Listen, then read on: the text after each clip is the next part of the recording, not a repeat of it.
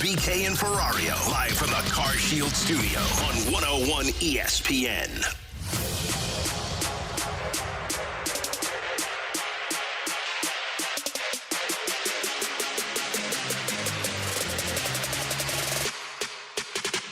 We need to get back to playing really good defense. That's been a staple for the Cardinals for a very long time, and last year just wasn't good enough. So that's something we're highly focused on. Alongside Bradford Bruns, I'm Brandon Kiley. You've got BK and Ferrario here on 101 ESPN. Tanner is out. Alex is out. Going to be a little bit of a different show today. I'm riding mostly solo. We'll have Bradford in with me for the first hour of the show. Kyle Reese joining us at 11:30. In the 12 o'clock hour, we are going to be joined in studio by KSHE host Josh Innes. So he will join us for the 12 o'clock hour. And then in the 1 o'clock hour, everything you could possibly ask for when it comes to Blues coverage, with Jeremy Rutherford joining us in studio for an hour, so stay tuned for that. But we begin with Ollie Marmol's comments. He was talking there at winter warm-up about the defense, how they have to improve in that area. I think the Cardinals are making a very clear path, a decision right now. And we saw this under previous managers as well. It feels like over the last 6 years or so, every Cardinals manager at some point has had to make a choice in the outfield. Am I going with defense or offense? We saw it with Mike Matheny. In the end, it became his undoing. The defense in the outfield and at first base failed, and he ended up going the other way as a result. He had to get out of here. What happened immediately upon the arrival of Mike Shildt?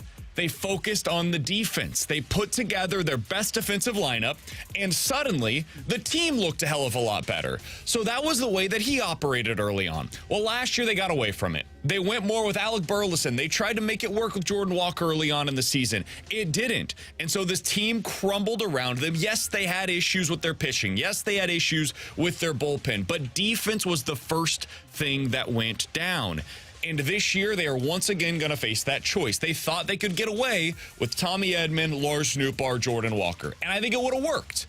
But injuries have forced them into, once again, another decision. So John Mozeliak was asked the other day about what that means for Victor Scott, who is a young, rising prospect who could help them defensively in the outfield. Here's what John Mozeliak had to say. I think we have to be a little bit more patient with that. Clearly, he's opened up some eyes early on, but we have still 3 weeks of camp left, so a lot of time to still make some judgments and decisions.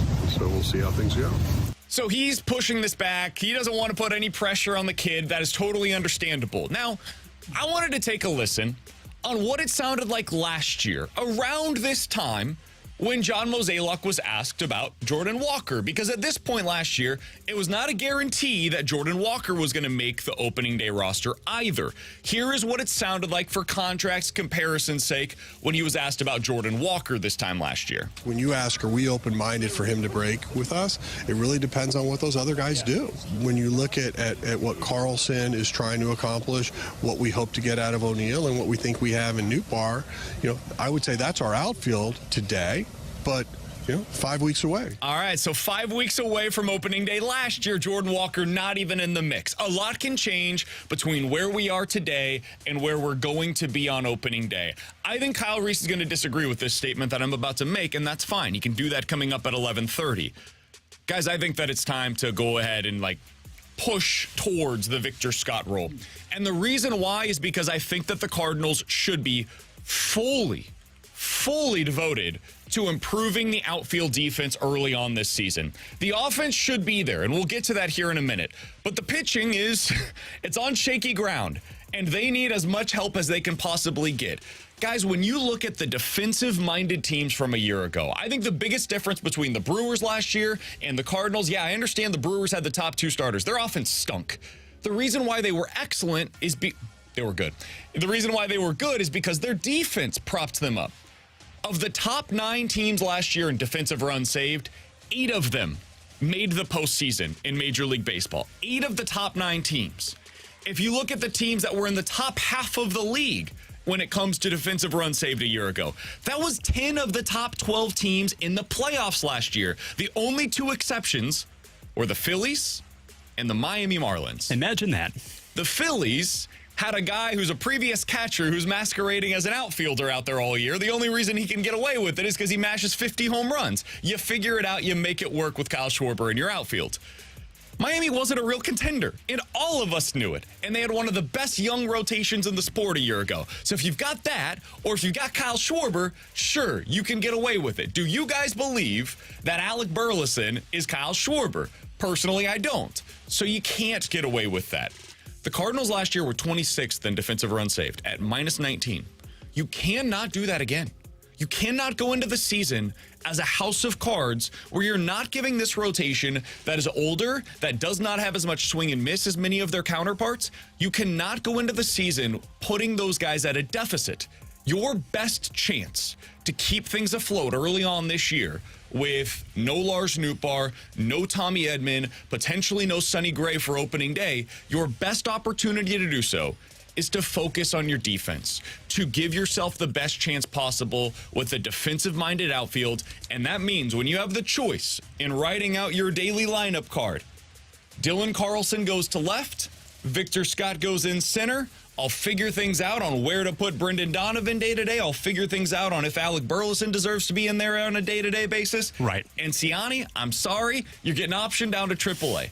That's the way that I would handle this going into the rest of spring training. Now, if Victor Scott falls on his face, we can have a different conversation. But for right now, I think that would be the way that I'm leaning. And BK, I said it to you before the start of the show in the office. I personally want to see Victor Scott II tonight in the big boy game rather than the spring breakout contest next hour. But that's neither here nor there at this point. Here's what we do know.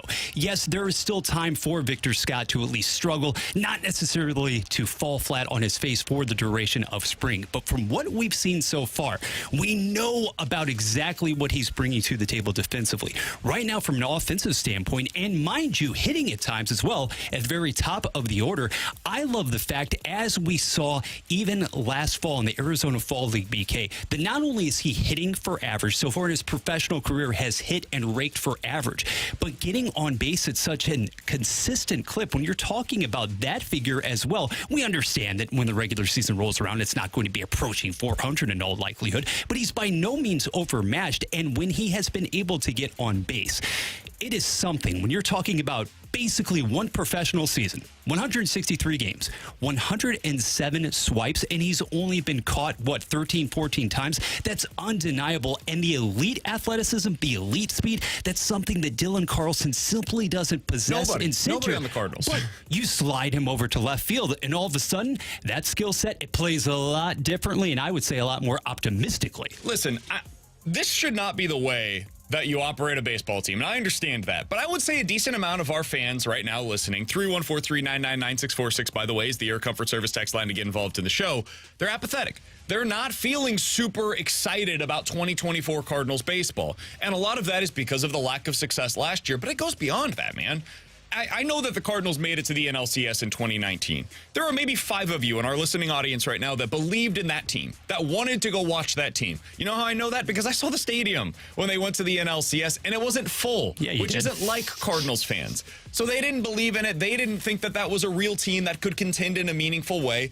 And so now you're going back to like 2015 as the last time Cardinals fans really, truly believed in a Cardinals baseball team. That's nearly a decade of baseball from which you are disconnected of what really the Cardinal way is winning. And the Cardinals haven't done enough of that over the last 7-8 years for Cardinals fans to buy into it. So what can you do as just this artificial booster in fan confidence, fan excitement? Well, you can bring a guy that literally is like a jetpack of excitement on the bases. Give it to us. Victor Scott is unlike anything we've seen here in St. Louis when it comes to base stealing in 30 years. Oh, yeah. I mean, I can't think of the last guy. I was trying to do this, talking with Josh Innes before the show today. Who was the last guy that had real ability, real potential to steal 50 bases in a season? Like, you went into the year believing that could happen? Yeah. I mean, we're talking about, like, Ray Langford? Like, early years Ray Langford is probably the last time you had any belief that that could happen for a Cardinals player. And I'm a sucker for stolen bases. I think there are many Cardinals fans that grew up with those 80 teams that feel the same way. So when you have a guy that has that kind of ability and he can help you when it comes to the defense and stabilizing things in a way that matters for a team that needs it, that is the way that you should prioritize your early season goals. Put it on the defense, allow him the opportunity to sink or swim in center field, and if it goes poorly, well, whenever Lars Nootbaar gets back, you can make that decision then. Exactly. But for the early portion of the season, the best chance that you can give yourself for this rotation to succeed, for this manager to keep his job, for this build of the Cardinals, this model that they have put together to be able to continue, it all relies upon the standing of Victor Scott potentially being your starting center fielder on opening day. It's a big ask. It's a lot to put on a young player that has never stepped foot on a AAA field, much less a Major League Baseball field. But I think it's the right way to go about it, barring something unforeseen over the next few weeks. We'll ask Kyle Reese about that coming up in about 15 minutes. I think he's going to disagree with my assessment on that, so I do want to hear the other side of this argument, why you would not bring Victor Scott to St. Louis for opening day. Kyle Reese will give us that argument coming up in about 15 minutes. 314-399-9646 is the Air Comfort Service text line to get involved in the show. You can check us out on YouTube, as always. YouTube.com/101ESPN STL. That is where the graveyard is. The YouTube chat, 101 ESPN STL is where you can go to find us. Coming up next, there is some huge news in the NFL. A future first ballot Hall of Famer, one of the best defensive players in the history of the league, has announced he's stepping away from the game. We'll tell you who that is next here on 101 ESPN. It's time for a DraftKings at Casino Queen Redbird report on 101 ESPN. Brooke Grimsley here for your Redbird report. In the Cardinals' scoreless tie against the Mets yesterday, Lance Lynn making his second start of the spring without any ejections and another solid start. Lynn pitching 4 scoreless innings, giving up only 1 hit. He also didn't walk a hitter and recorded 4 strikeouts. On the injury front, Cardinals with an update on Tommy Edman. He will begin the season on the injured list. He will not swing a bat again for at least a week as he still works on recovering from his offseason surgery on his right wrist. Sonny Gray with another bullpen session yesterday. The next step is seeing how he recovers today, according to the Cardinals. Your Redbirds will be back in action later today against the Marlins. First pitch is at 5:05 with Steven Matz on the mound. The Redbird report is presented by DraftKings at Casino Queen. Play, stay, dine at DraftKings at Casino Queen.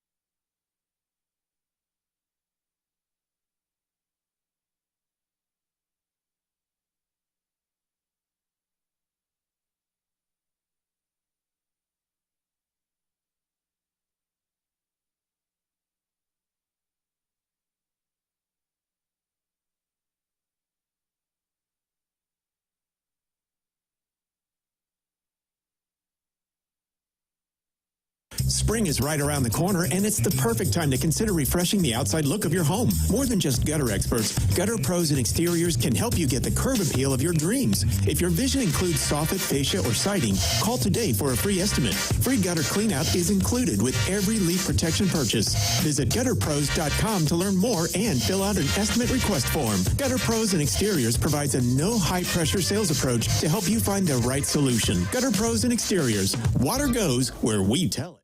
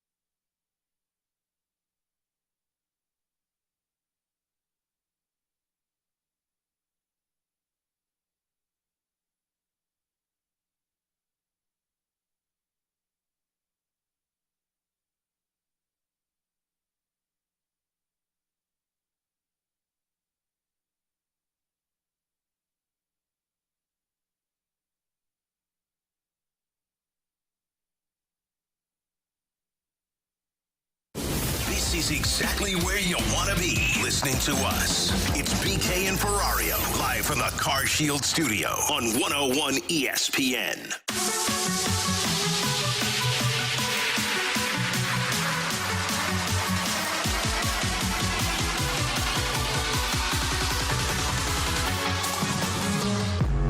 Massive news in the NFL. Former St. Louis Rams defensive tackle, now of course LA Rams defensive tackle, Aaron Donald has officially announced his retirement from the NFL. Now, this comes as a stunner because earlier today it was announced that he was going to be restructuring his contract. That's something you just kind of see when a guy's going to be around for a little while longer. No surprise there. And then a couple hours later, it was announced, oh, no, this is not just a restructure. This is for the Rams to be able to maneuver the cap hit that they're about to endure. Yes. Aaron Donald, one of the best defensive players in the history of the league, has announced that he is going to retire. He is only 32 years old. He would have been 33 this year. Over the last couple of seasons, hasn't been his typical self. He's been good, but not the same game record that he was earlier on in his career. When I think defensive players from the last, let's call it 15 years, Aaron Donald is up there with probably J.J. Watt as the two best defensive players that I will remember. And it's hard in this day and age for a defensive player to really rise to that level. Like Von Miller did it. J.J. Watt did it. Aaron Donald did it. You could argue whoever your favorite player from the Seahawks, that version of the Legion of Boom defense, they were kind of the stars of the show in the mid-2010s. Beyond that, though, man, it's really hard to make a name for yourself on this kind of a level when you are on that side of the football, because every rule that has been implemented in the last 20 years is to take away those players from being able to wreck the game the way that Aaron Donald did. And I would contend, especially when you're still on the interior as well, BK, and we were fortunate here in St. Louis, albeit briefly, to see Aaron Donald be that game wrecker. But then when he went out to Los Angeles, when the franchise obviously relocated, he took his game into that next stratosphere. And the combination of elite, unparalleled strength, and also that push to be able to take on any number of would-be linemen, it was something spectacular, and it spearheaded that Rams drive, obviously, to the Super Bowl. I'm interested by the timing right now because 3 years ago, we know about the flirtation with retirement that occurred then, and as you stated, so much was going to change with respect to his contract coming up. Now, if he had not restructured, if he had not opted to retire, by the time that Sunday rolls around, an extra 30 would have been guaranteed for 2024, and I think in a lot of ways, this certainly impacts and alters the way in which you envision not only that defense, but the Rams organization right now heading into 2024, because I'm not going to say that this team is a stealth candidate to really make noise. We saw what it did in the second half of the season. Tanner can tell you that. But now, as opposed to perhaps elevating the Rams above the Niners or putting them on that same plane, Donald not being there, even with slightly diminished production in the last 2 years, that changes the game. Yeah, we've got some text on the text line. 314-399-9646 is the Air Comfort Service text line. Somebody brings up Ray Lewis as another guy that could be thrown into this category. I would say, I was kind of referencing the last 15 years or so, kind of basically the 2007 Patriots on. Yeah. Is kind of what I think of as this era of football, because that's when everything changed. Everything went more towards offense right around that range. Urlacher and Ray Lewis, Ed Reed, I would put them into like the early 2000s category of this. But sure, if you want to throw them into that mix, absolutely. But I think the game was a little different when they were truly in their primes. Since the 07 Pats, it's become increasingly difficult to be able to change the game as a defensive player. And it's why like very few guys can honestly be considered the $30 million defender, right? Like TJ Watt is one of those guys. You think about Joey Bosa. He can barely stay on the field now, and he just had to take a restructured contract. Early on in Khalil Mack's career, he was one of these players, but very few are able to sustain that over the long haul. And that's what made Aaron Donald different, man. Like, he was not just elite for a year. J.J. Watt was not just elite for a season. They had like a 7-year stretch where they were at the pinnacle of their powers. And in that time, there were very few positions in the NFL where you could go down and say, definitively, this guy is the best at his position. There is nobody else that you could throw out there. Like wide receiver, best of all time, it's Jerry Rice. Nobody would disagree with that. For 7 years, nobody would have had even a second offering if I said best defensive tackle in the NFL right now, everybody, it's unanimous. We could just go on to the next one. Yeah, it's Aaron Donald. And that's why whenever we get to his Hall of Fame discussions, the way that this works is they get into this big room and it's this convoluted process, but they'll go around the room and somebody will make an argument for a player as to why they should be a Hall of Famer. And sometimes, and it's very rare, but sometimes the guy will stand up and say, I'm going to make the case for, Joe Montana. And then they just sit down because there's nothing that needs to be said in the room, right? Nobody needs to make a case for why Joe Montana is a Hall of Famer. For sure. Everybody knows he's a Hall of Famer. Aaron Donald is one of those kinds of rare players. He was part of the All-Decades team in the 2010s, a first ballot Hall of Famer. I will be telling my son and my grandkids about what it was like to watch Aaron Donald. By the way, in his announcement, I will go ahead and read from this because he does reference St. Louis early on. Said, for 10 years, I've been fortunate to play the game of football at the highest of levels. I'm thankful for the people I've met along the way, the relationships I've built, and the things I've been able to accomplish with my teammates and individually. I would like to thank St. Louis for the love and support during my first 2 years in the league as a St. Louis Ram. And though my 8 years as an LA Ram, I would like to thank Los Angeles for the love and support throughout my career as well. California has become home to me and my family. You all made it extra special. So cool on him to be able to be sure to reference the fact that early on in his career, it was a St. Louis Ram. That's where he was officially drafted. Absolutely. And talk about the career arc as well for an Aaron Donald, somebody hailing obviously from the Rust Belt region in St. Louis. There was so much excitement to see exactly what he would be able to bring as far as not only being a run stopper, but then how we saw him transform into a guy who could truly blow it up through the middle. And for those first 2 seasons in the Gateway City, BK, it was uncanny how there was virtually no pass rush of which to speak from pretty much anybody else on that D-line. And yet the team sucked. You had Aaron Donald. Just the pass rush. The entire team was even then you were looking for something to be excited about. Being the wrecking ball. Yeah, he was one of the very few players. Him, Todd Gurley, right before they left, gave you some reasons for optimism, but that was kind of it. Like James Laurinaitis had some moments where it was exciting and he was a fun player, certainly a fan favorite. But when your punter is one of the guys that is most known in the community, probably doesn't speak particularly highly to where you're at as an organization. So we don't have the need to review Greg Robinson's career here. No, we're not going down that road. I think we're good on that path. All right. Coming up in 15 minutes, 314-399-9646 is the Air Comfort Service text line. We'll get to some questions and answers if you missed it, by the way. The news today, big news in the NFL. Aaron Donald is officially retiring from the NFL after what was, no doubt about it, a first ballot Hall of Fame career.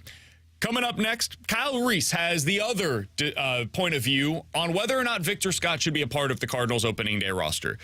He's not saying he definitely shouldn't be, but there's reasons to pump the brakes a bit on this, and I want to hear his side of the discussion coming up next. Kyle Reese here on 101 ESPN. Show off your tourney knowledge by signing up to play in this year's Bracket Madness Pick'em Challenge. It's free to enter, and this year's top scorer will take home a $250 Amazon gift card and a 101 prize pack. Must be 21 plus and a resident of Missouri or Illinois. See the contest rules and get signed up to play in Bracket Madness now at 101ESPN.com. Brought to you by Bud Light. Easy to drink, easy to enjoy. And by Twin Peaks. Eats, drinks, scenic views.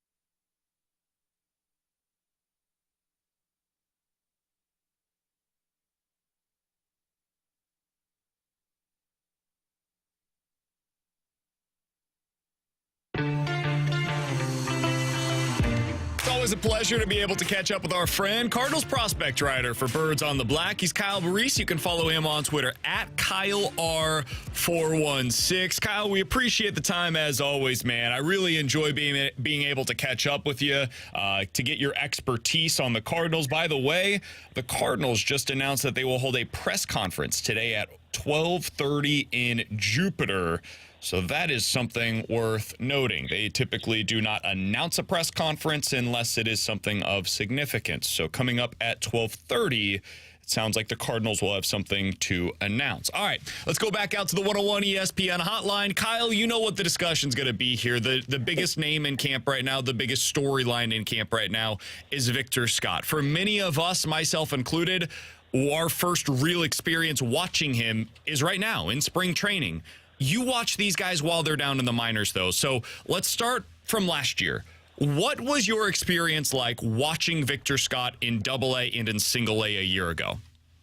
I had the same exact experience that everyone is having in spring training right now. Yeah, he's just electric. He is one of a kind, and because of his one of a kind nature, it's so hard to fully grasp exactly what he is and even what he could be. Because there isn't a comparison. Even when we start talking about Vince Koolman, that was a different era. There's just no correlation to this era. So every game was just another more exciting Victor Scott experience. So it's been interesting to me as I went through it over an entire season to watch that excitement in the fandom be condensed into 3 weeks. So when you're watching this now and you're getting to see from everybody else what your experience was like last year, you can certainly understand the excitement, the hype, the anticipation of what he's going to be for the Cardinals. But I think you do a really good job. You did this last year with Jordan Walker of, hey, he's not 100% there yet. Everybody be ready for that. And now you're kind of doing the same thing with Victor Scott, and I think it's a reasonable thing to do. But from your perspective, do you think it is the right decision to bring Victor Scott on the opening day roster with the Cardinals? The way that it's changed with Edman and Nootbaar and their injuries, it gives me pause. It does make me wonder maybe a little bit more than I had prior if it's the right thing to do. I still don't necessarily think it's the right thing long term to do. I definitely get the immediate gratification of his particular skills to the areas of need with the St. Louis Cardinals. And sometimes addressing the immediate issue is all we see as fans, right? We know the Cardinals need to get off to a good start this year. They cannot get off to the start that they got off in 2023. So we want the Cardinals to field the roster that puts them in the best position to win games against some pretty tough opponents. And it's hard to argue against that fact that Victor Scott's defense in center alone, especially with the issues in the corners, potentially defensively, isn't the best thing for the Cardinals. It's hard to argue against it. What I will say is there are little keys in development, especially at the plate, that Victor Scott just hasn't quite hit yet. And there's also some interesting stuff in the outfield. I think before we get to the plate of it all, in the outfield, he's amazing. We know that. We know that he has plus defensive ability out there. He's won a minor league Gold Glove, although I would caution people that that's not like winning a major league Gold Glove, and even winning a major league Gold Glove is kind of a joke. Marcell Ozuna did that. Always got to bring that up. Yeah, Marcell and Rafael Palmeiro. Let's start building a team. And, so, you have to keep those little things in mind that, Carson Kelly won a minor league Gold Glove. Carson Kelly was a fine defensive catcher, but not a great defensive catcher. Anyways, he still is working on some things. I know one of the things that we've talked about is there are certain balls that, especially coming in, or line drives to his side where he still kind of stops and tries to judge. And that's okay because he has the athleticism to make up for it and the speed to make up for it where a lot of other people don't. So he has that in his favor. But again, at the major league level, these things end up exposing you a little bit more than they would in the minors. He's going to be fine. He's great. Again, there probably is a Gold Glove in his future at the major league level, but we want to see it just continue to improve a little bit. And then at the plate in spring, and this is where spring training is the absolute worst because what we've seen so far is a high on-base percentage, a high batting average. But we also need to keep it in context. We need to break it down a little bit further. And at the beginning of spring, 3 of his 4 walks came in the first 3 games of spring training. fine. That's perfectly fine. The hit by pitch and another walk came last week. But what we saw him working longer at bats and getting exposed a little bit. Not swinging as hard. I think at one point his batting average was down to 220 something. And then what we've seen in the last week is the thing that smart players do in spring training when they're trying to make an impression. We saw this out of Jordan Walker last year. Is we see him jumping on the first pitch of an at bat, jumping at the second pitch of an at bat. And when you're the leadoff guy in spring training, you know you're going to get a fastball. And even if you swing and miss at the fastball, you're probably going to get another fastball. And we are seeing him take advantage of this. This is the same thing, again, that we saw to Jordan Walker last year. And maybe what separated Mason Wynn is Mason was working at bats last year and was super effective and still putting up some really good numbers, having some really good results. So I would just caution that, again, looking at spring numbers is difficult. It's smart to look within the at-bats. And he deserves all the credit in the world for jumping those fastballs early in counts. And when he gets, the other thing to keep in mind with him is when he gets 3-1 count, he lays down a bunt for a single or an infield single. So it's so hard to judge exactly where his bat is. And I think development is important and long-term development is important. And I think in order to maximize long-term success, getting him some AAA at bats is probably the smartest thing before you expose him to the major leagues.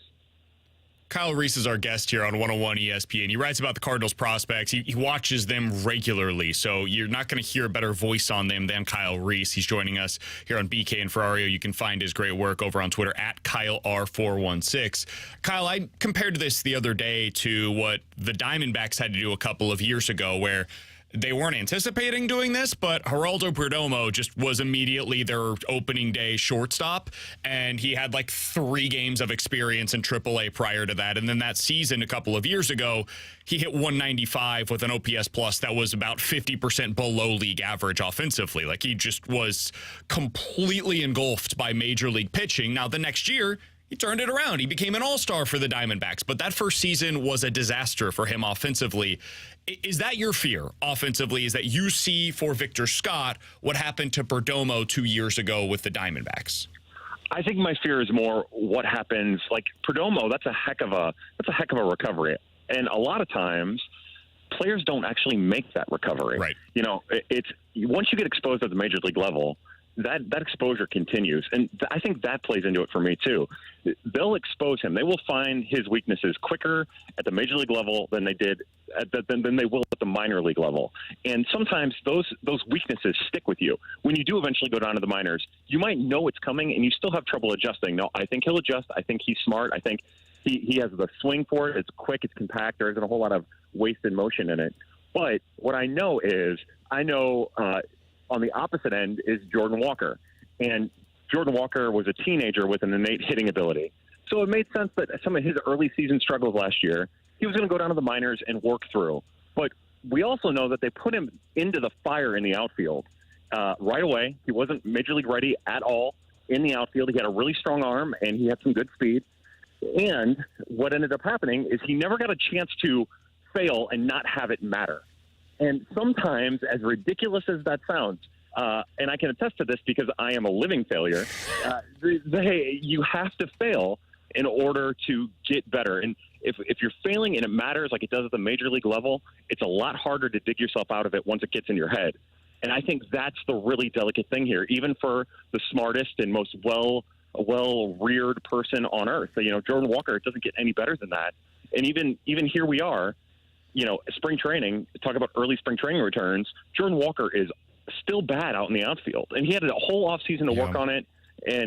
But it's so much harder at the major league level once you get a taste of like real failure to find the success in that failure. So I think there's a delicate thing here that is contradictory to the excitement that you see and feel with this young man. So there's context to all of this, and there's nuance to all of it, and it's a hard decision. And I think sometimes we just want to bottle it up and be like, yeah, he's exciting, he's fun, he's really fast, go ahead and put him out there in the outfield, get the defense.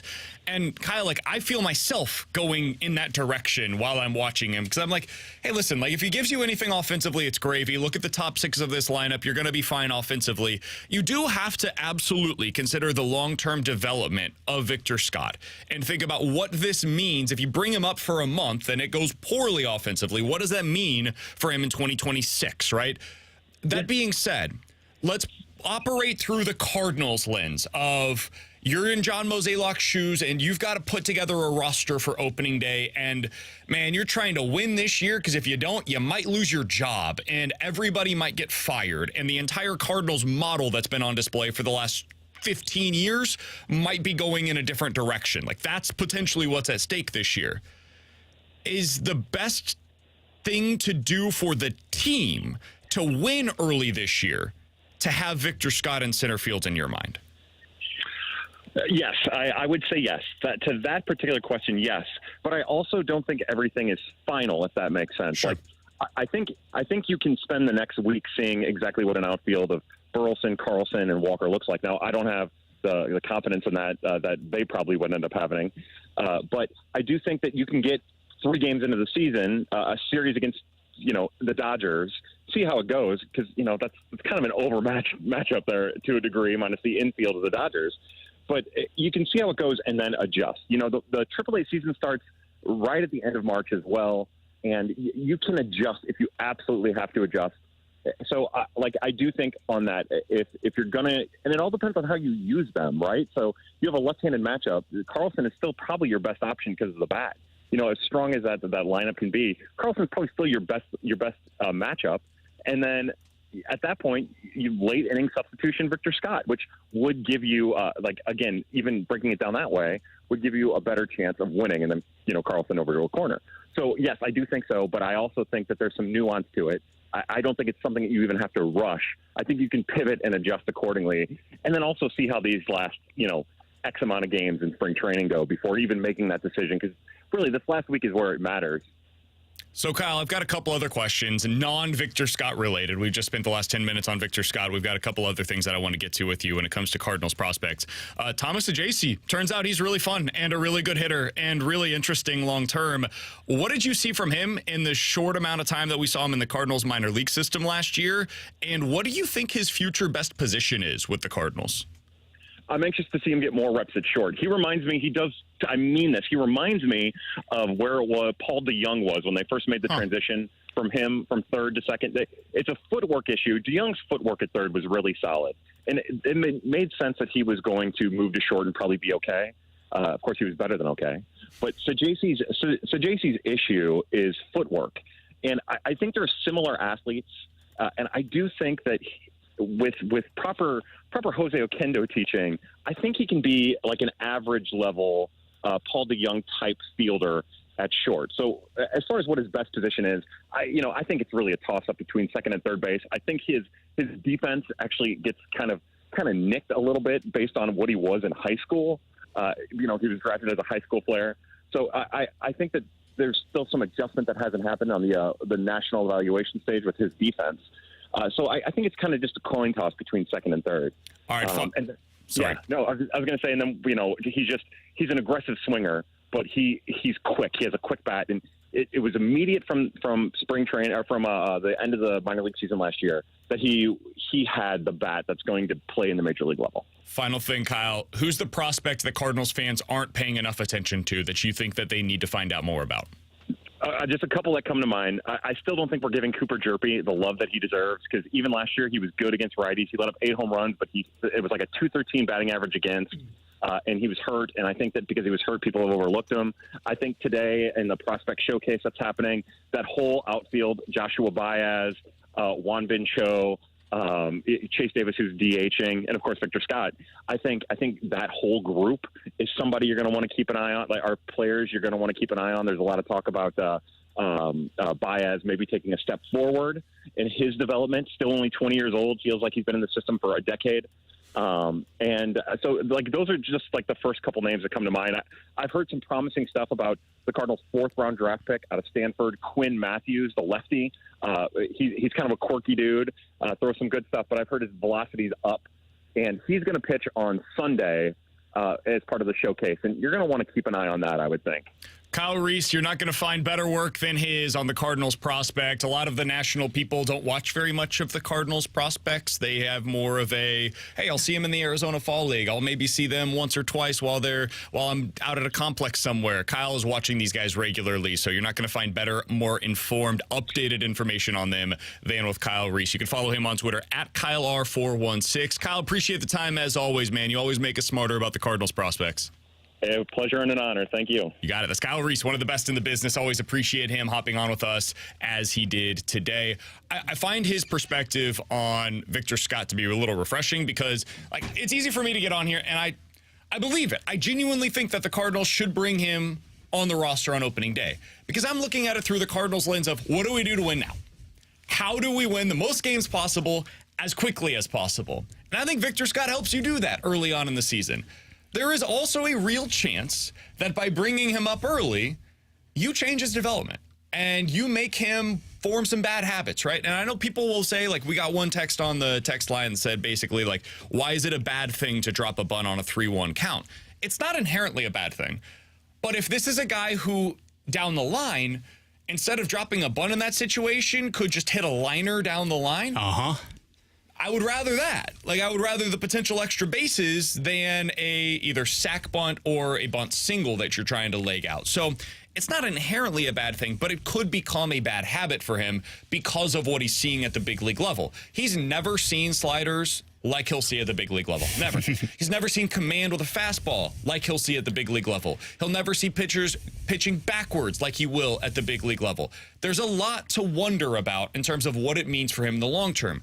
That being said, it's all still worth it, in my opinion, because of what it means for you early on this year. And if it ends up working out, you can keep him up. And if it doesn't, you send him back down to AAA, and he does get that opportunity to be able to develop down there, and he gets to do it on his own time. So I think he will learn a lot of lessons based on his experience up at the big league level. But there is more to consider here than just what I would do, which is, hey, man, he's so fun. Definitely get him up to the big league level. And that is the key, isn't it? It's balancing that potential short-term satisfaction or even positive results with what you ultimately want him to become at the big league level as a hitter. In BK, usually in the spring, I don't put that much stock whatsoever. I look at the stats. I pay attention to the results.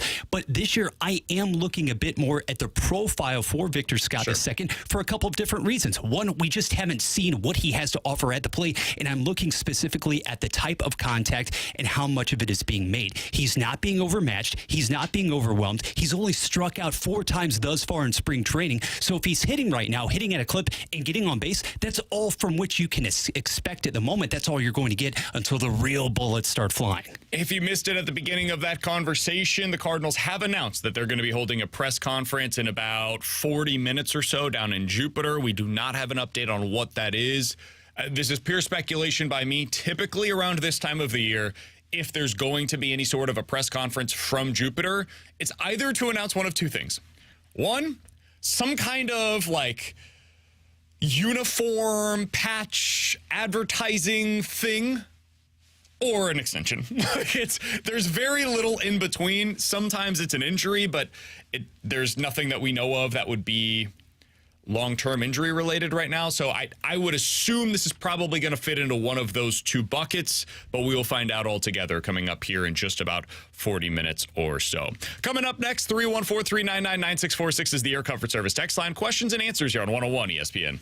Kickstart your mornings with the opening drive on 101 ESPN. Get in the know first on everything St. Louis sports with Brooke Grimsley, Dan McLaughlin, and Randy Carricker. The opening drive, weekday mornings from 7 to 10 on 101 ESPN. The opening drive is presented by Sumner One.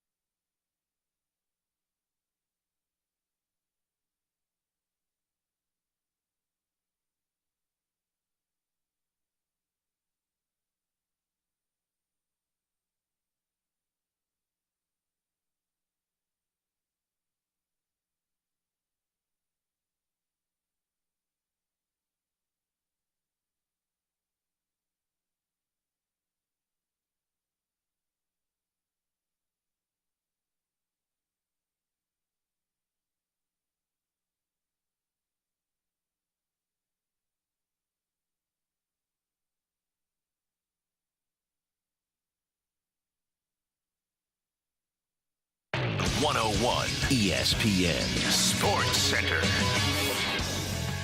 Spring breakout to start soon. I'm Bradford Bruns, and this Sports Center update is driven by Johnny Londoff Chevrolet and Johnny Londoff Autoplex. It's a double dose of Cardinals action in Jupiter today, beginning with MLB's first ever spring breakout showcase at 1:05 p.m. Mason Wynn, Tink Hintz, and Victor Scott II are among those expected to take the field versus Miami's minor league stars, setting the stage for a battle between the two big league clubs this evening. Lefty Steven Matz gets the mound assignment. Then hockey, the Blues find themselves back in business tomorrow. Minnesota visits the Enterprise Center with a 7 o'clock puck drop right here on 101 ESPN. The Wild blanked Anaheim last night 2-0 to snag sole possession of 5th place as the Central race wears on. Fresh pigskin news, Rams defensive tackle Aaron Donald announces his retirement. The Sports Center update was driven by Johnny Londoff. Find new roads and shop 24/7 at Londoff.com and LondoffAutoplex.com. Are you kidding me? Giving you the picture, the real big St. Louis sports picture. It's BK and Ferrario, live from the Car Shield studio on 101 ESPN. You've got questions, we may have the answers. Maybe. It's BK and Ferrario's questions and answers on 101 ESPN.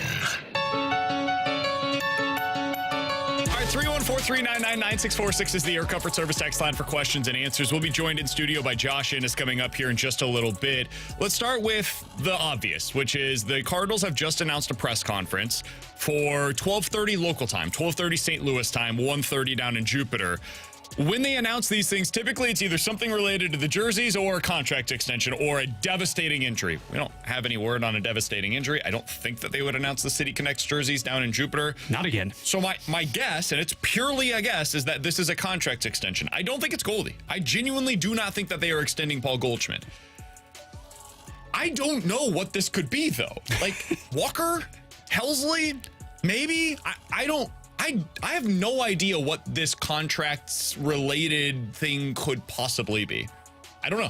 Do you have any guesses, Bradford? Gosh, it's so speculative, isn't it? I mean, you would think one of those outfielders long-term perhaps ink that individual before the start of the regular season, but you ran through some of the potential nominees there. Jordan Walker, now we all understand how much of a linchpin, how much of a fixture he's going to be in this lineup moving forward, irrespective of the pretty pedestrian start here in spring training. Could it be a Walker? Helsley would be interesting because right now, so much, honestly, BK, of the optimism for me over the last few weeks as spring training has really gotten rolling, it's been about the bullpen. And it hasn't been just about Helsley, but rather Kittredge, etc. So if you are to position Helsley as your guy moving forward for the immediate future, that would be enticing to me. Would it move the needle enough to satisfy enough people? Well, that's another matter. Who cares about that? You're not doing that for the moving of the... I know. Maybe Donovan? I could see something like that happening. They want him to be like the leader inside of that clubhouse, and so maybe you do the thing where you're like, hey, this guy is one of the core players moving forward. I guess I could see that too, but I don't know. It'll be interesting. We'll get into that coming up at 12:30 from the 618 guys. When you look at what this team's going to be in 2024, if the Cardinals get off to a slow start, is Mo getting fired in season? Josh, let's get you in on this. Oh. Josh Innes joining us in studio right now. Here I am, sorry. Questions and answers. Josh, if the Cardinals get off to a slow start, let's say it's mid-June, Cardinals are 10 games under, is Mo getting fired in season? No. They're not going to do that. Because the Cardinals don't strike me as one that will do it. Now, granted, they fired Matheny in the middle of the season, but I mean, what would be the point? Like, there's no point in firing a guy because, again, you've talked about it a lot. They're kind of half pregnant, and I've heard the guys on the balloon party talk about it, too. They're kind of half pregnant because I don't know about the radio or the TV deal or anything else. So, like, what would be the point in firing a guy mid-season if you don't even know what your financials are or what you're going to be doing or where you're trending towards next year? You have to know that your replacement is internal, and you want them to make the moves of trading off Goldie, Arenado, et cetera, potentially at the deadline. Correct. That would be the only reason you'd do it. And we've learned that you also make moves like that to placate fans a lot of the time. For sure. They don't care about placating fans. As we've learned. If they did, they would have signed another starting pitcher just to say, hey, we're happy. Or fired Ollie last year, because that's the easiest thing. Or Victor Scott. They would have just come out yesterday and said, hey, Victor Scott's going to be our starting center fielder, and it's going to be great, instead of patience. So, no, they do not care what any of us think at all. Let's get to that. Josh Innes joining us in studio for the 12 o'clock hour. What should the Cardinals do with Victor Scott? What will the Cardinals do with Victor Scott? We got to get Josh's opinion on this coming up next here on 101 ESPN. Congratulations to John Rudolph from Festus, Missouri. He was just named our 101 ESPN Blues Fan of the Week. Submit your pick now at 101ESPN.com to be the next Fan of the Week. Taking home Blues tickets and a $50 Buffalo Wild Wings gift card. 101 ESPN's Blues Fan of the Week is brought to you by Buffalo Wild Wings, official member of This Bar Bleeds Blue, presented by Bud Light.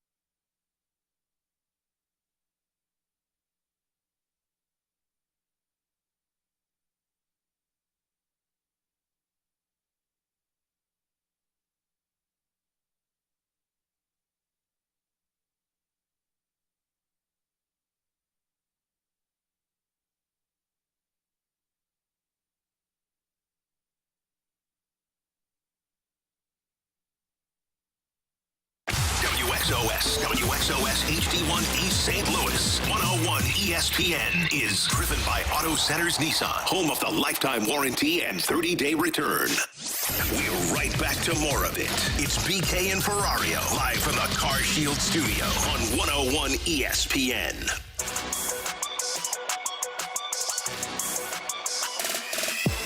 All right, so earlier today, Ollie Marmol was asked about the Cardinals' defense, and he said this, quote, "We saw and felt what it looked like last year. As you move forward, you want to have a steady defense. That was the whole point of naming our outfield early on in the offseason, saying there are going to be these guys in the outfields every day, right? This was our first effort in doing that. Now, two of them are out. We'll have to look into more info on Lars over the weekend and reassess after that. You want to make sure you're giving your starting staff in the bullpen the best chance possible, and that's by playing good defense behind them." When I read that earlier today, Josh, my first impression was this is a guy that wants Victor Scott to be on the opening day roster and to be his starting center fielder with Dylan Carlson in left, because that is very clearly at this point their best defensive combination.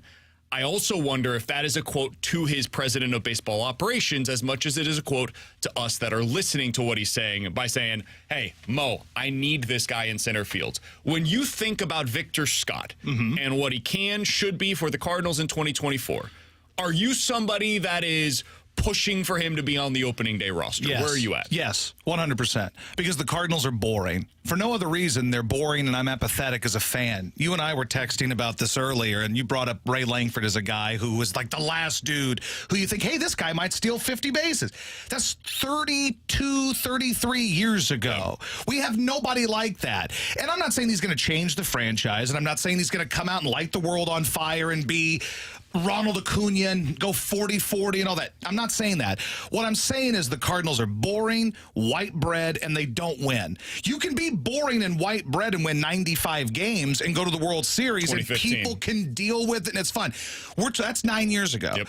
They're boring, they're white bread, and they don't win. So give me something that gives me excitement. Like, how old are you?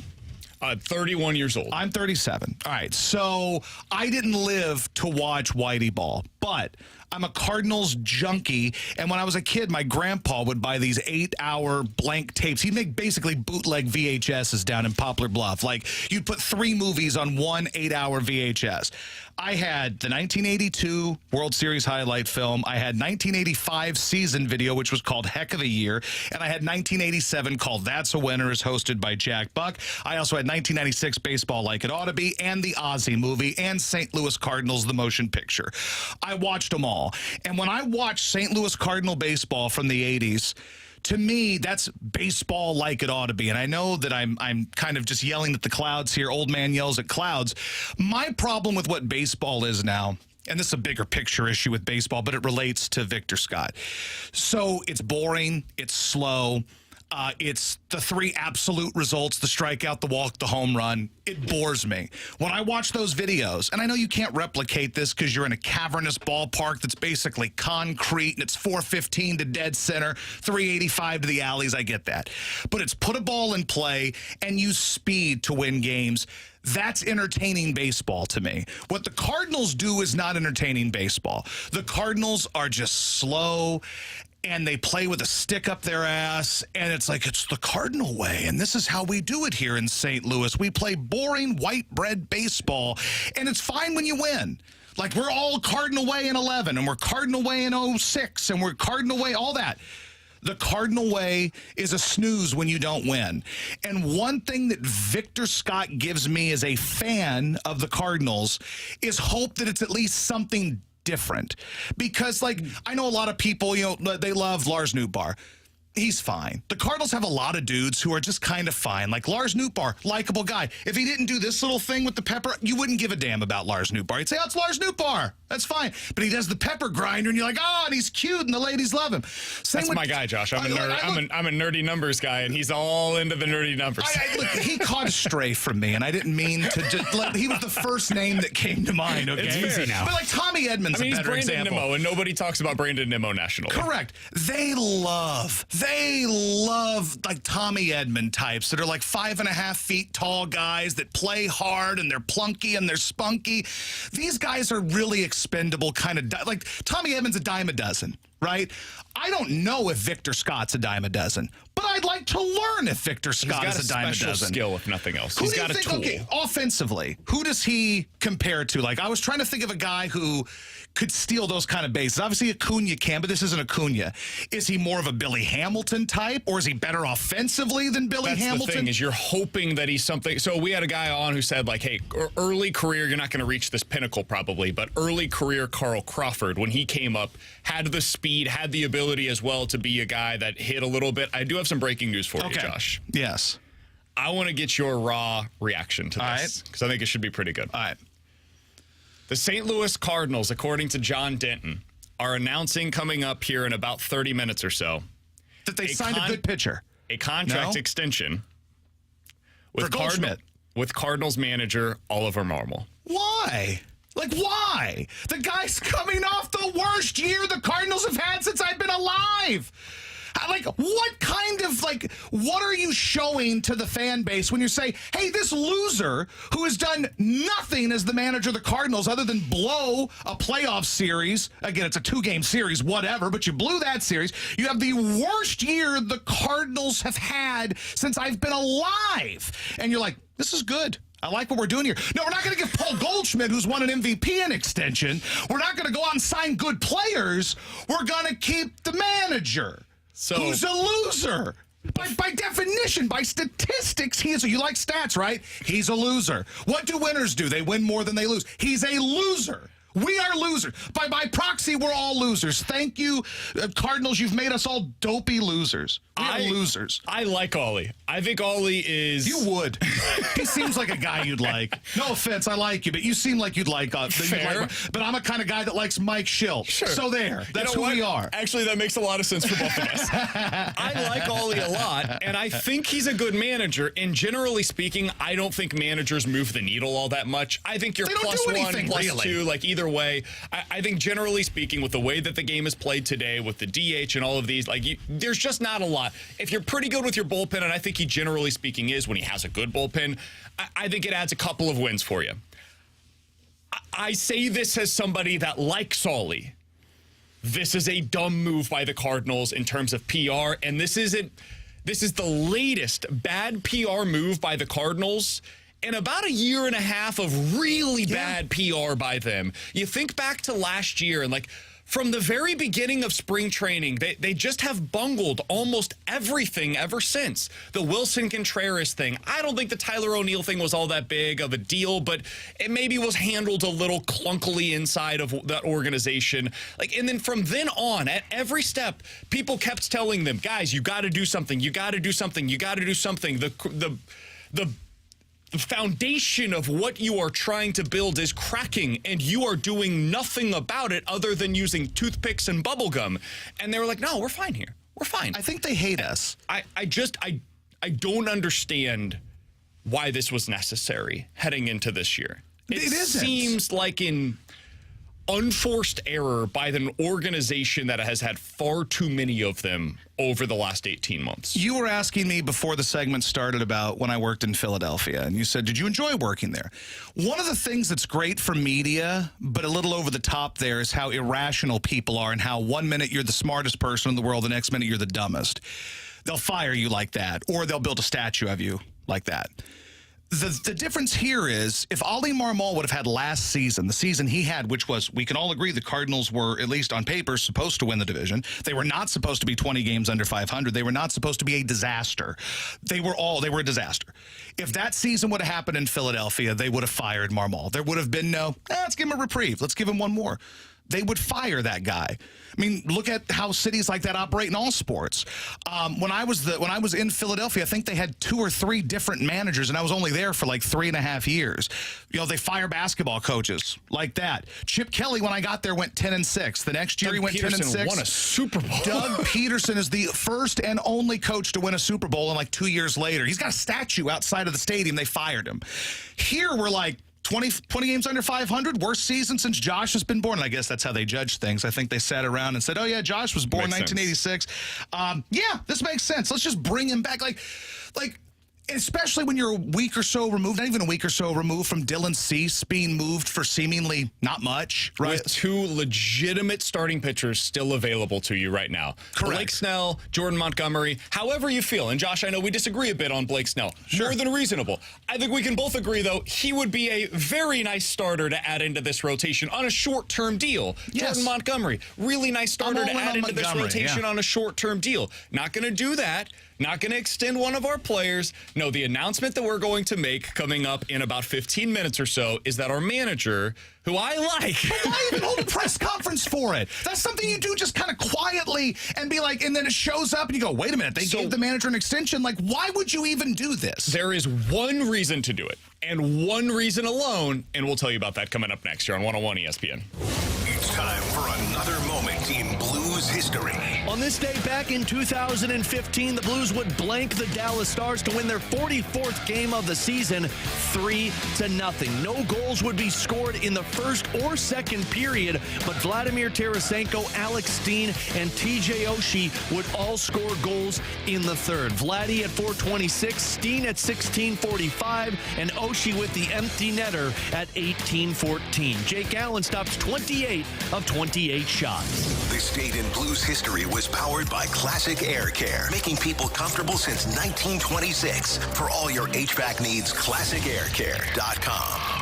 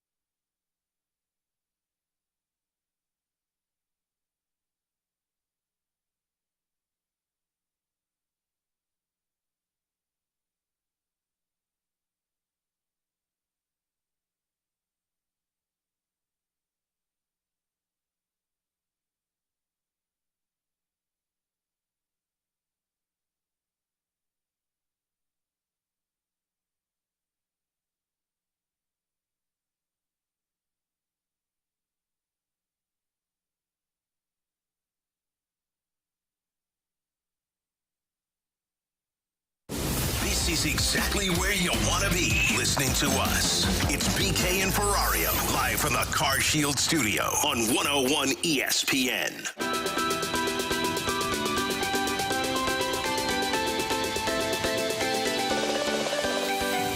If you missed the update, there's some breaking news from the St. Louis Cardinals. They have announced a press conference. It'll be live down in Jupiter in a little more than 10 minutes or so. Ollie Marmol getting a contract extension heading into this season. 314-399-9646 is the Air Comfort Service text line. I want to hear from you guys there. The YouTube chat is over at youtube.com/101ESPNSTL. I'm going to guess you guys have a lot of thoughts on this. I know my friend Josh also has a lot of thoughts on this. The mic drop feature, this is the time to use it. 101 ESPN app is where you go to find it. Josh Josh, I said before the break, there is one reason and one reason alone as to why you make this move right now. You're inept. And it is because of the questions that were asked of John Mozeliak at Cardinals winter warm-up this year. Now, Mo had a terrible response to the question when asked, hey, do you think that there are going to be people that wonder about Yadier Molina or Albert Pujols potentially as in-season managerial candidates for the Cardinals as they're kind of waiting in the wings, and one of them literally has a contract to be a part of your staff? And Mo basically said, yeah, those are natural questions to ask. Well, the way that you avoid those questions being asked is by announcing a contract extension for your manager before the season. Now, Josh, I will also add this. Okay.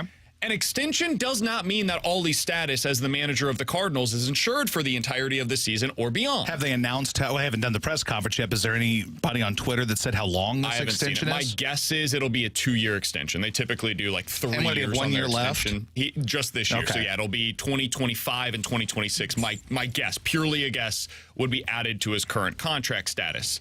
They'll eat that money if things go as awry as everybody expects it potentially to be this year. But that's why you do it. You do it to put all of those questions to the side. Is that a reason to do it? I think no, but the Cardinals care about that kind of stuff apparently. So now back to your initial question when I walked in is what happens if they start out 1-10 or 2-9 to start the season? And you asked, would Mo get fired?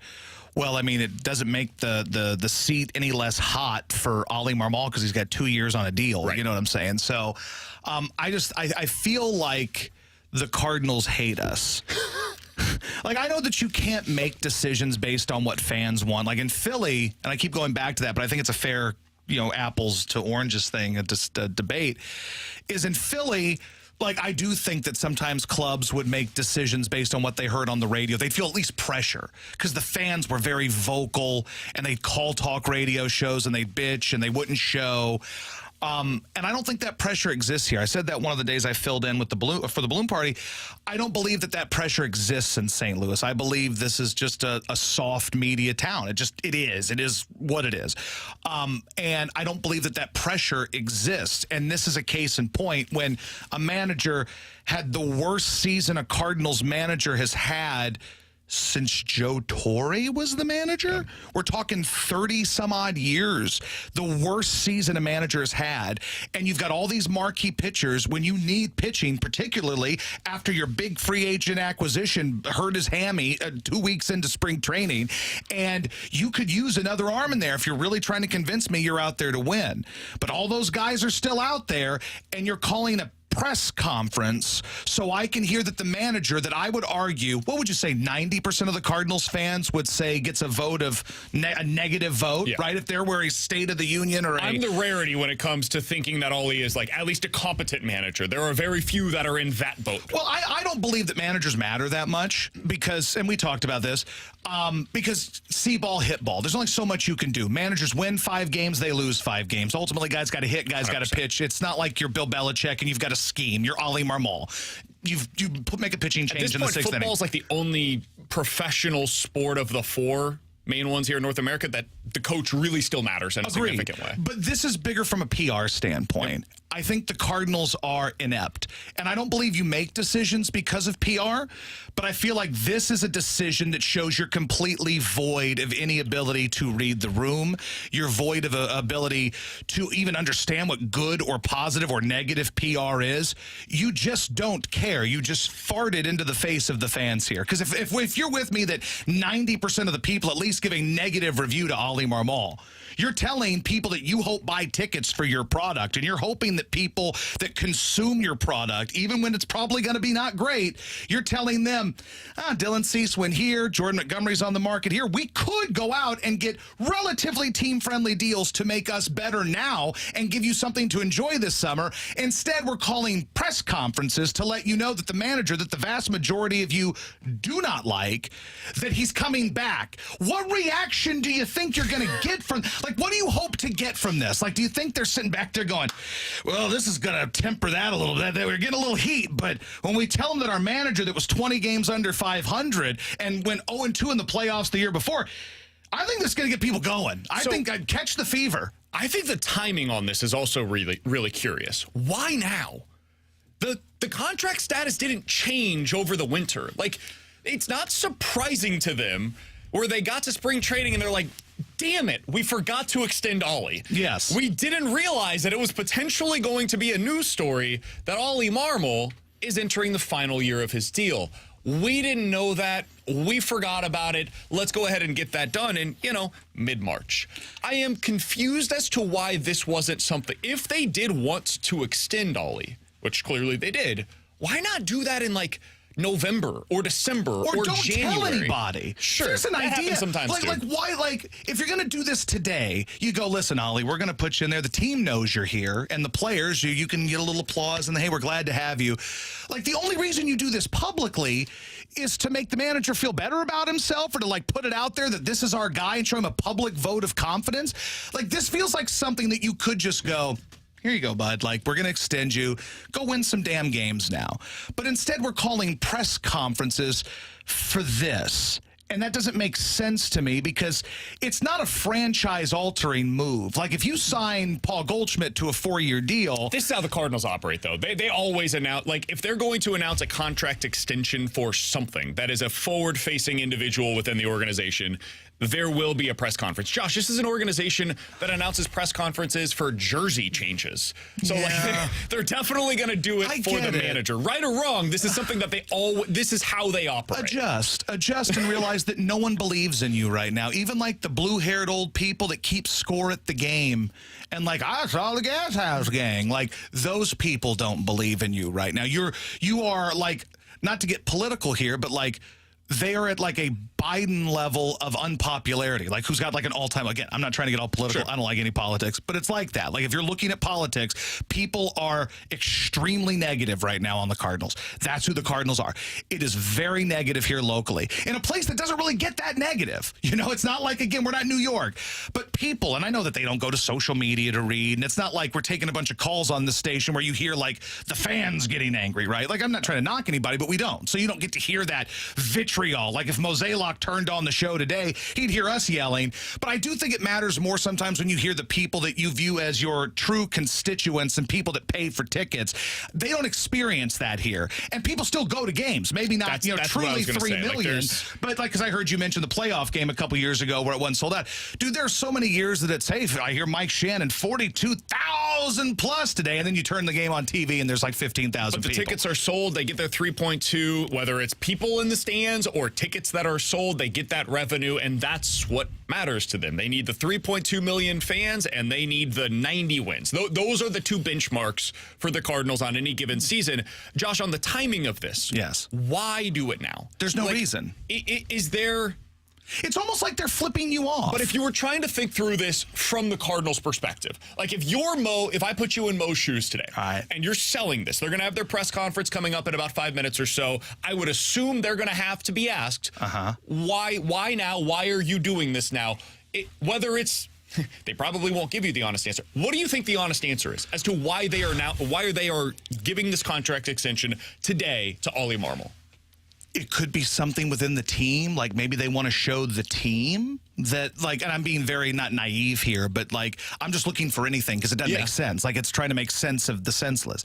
Maybe they're trying to show the guys that are in there, listen, we believe in this guy. You're not losing your manager. We're in this for the long haul. Because they're not appealing to the fans. The fans don't want Mo. I mean, they just want, or Marmol. They don't want that. They watched him go 20 games under 500 last year. They watched bad baseball, and most people would want the guy out.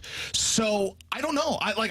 You ask, I don't have the answer. I wish I did. The true answer is I just think they're clueless and they don't read the room, or, which may be even worse than being clueless, they don't care. Yep. They're flipping everybody off. It's almost like they're saying, we know that you hate Marmol. Watch this. That's, again, I'm probably wrong, but that's how I feel as a fan of the team today. If I was reading between the lines on why today, you think about what's happened so far this spring. You lost 2 starting outfielders. Your number 1 starting pitcher might not be available for opening day. The roster isn't going to be what you expected it to be early on. If you're Mo, I'm just trying to think through Mo's shoes because I don't agree with this. I think this is silly. This is another bad PR nightmare that it was unforced. They put this upon themselves. So if I'm trying to think about it through their perspective, why you do this now, I think they believe the start of the season is going to be rough. I think the Cardinals believe it's going to get off to a rocky start, and when that happens, there will be calls for our manager to be fired. We want you to know now we're not doing that. So let's put that off to the side, and if and when things go awry in the month of April, know that the manager's not going to be the one that takes the fall for it. We believe in him. We believe in this team. They may be completely wrong, but I think that's why you do it now. Well, if they because nothing else changed between now and the end of last season as to why you would announce it in mid-March. But if they do that and say they go 2-8 to start the year, they have another April where it's 8-16 and you feel like the season's lost, the fans aren't going to care that this manager is safe because they don't want him. So, it's obviously not a move. And I like to look at things from fan perspective because I'm a meatball fan, right? That's how I look at things. I get angry and I yell at the TV. I break stuff. That's who I am. What are you trying to tell me as a consumer of your product about, what does this move tell me? A move, if you sign Goldschmidt to a 4-year deal, you'd be telling me, all right, we still think our window is now. We're committed. We got a guy that's maybe going to the Hall of Fame, a guy that's won an MVP. We're in it to win it now. If you don't re-sign him, you're kind of telling me youth movement. You're at least telling me something. As a fan, what are you telling me today when you re-sign a manager or extend a manager that sucked, and most of us think sucks? Or at least, whether it's fair or not, he sucked last year, the team sucked last year, and he's the face of that.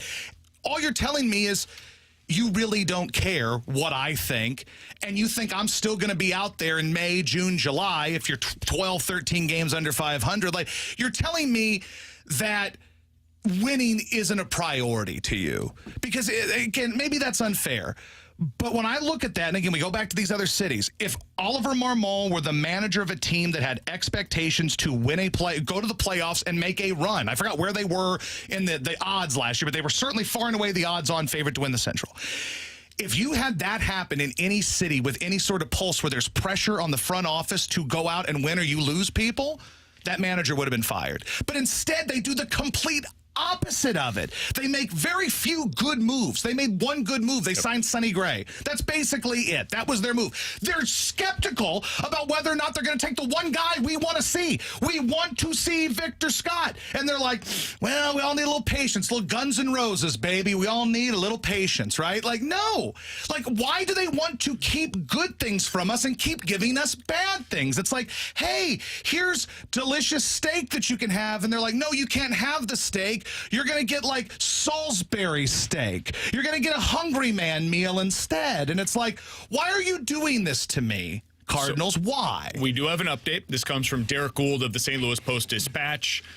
He says that the contract extension for Oliver Marmol is indeed expected to be for 2 more years. John Mozeliak expressed how well camp had gone and mentioned specifically the job that Ollie had done early on to set the tone that they had, quote, turned the page from last season. Let's discuss that quote. Get your reaction as well. Mic drops are flowing in. The 101 ESPN app. The news of the day. Oliver Marmol has been extended by the St. Louis Cardinals for 2 more years. 2 years added to his contract. What are your thoughts on the Cardinals announcing today, mid-March, that their manager, who just had one of the worst seasons in the history of the Cardinals organization, going to be getting a 2-year contract extension? We'll get to that coming up next here on 101 ESPN.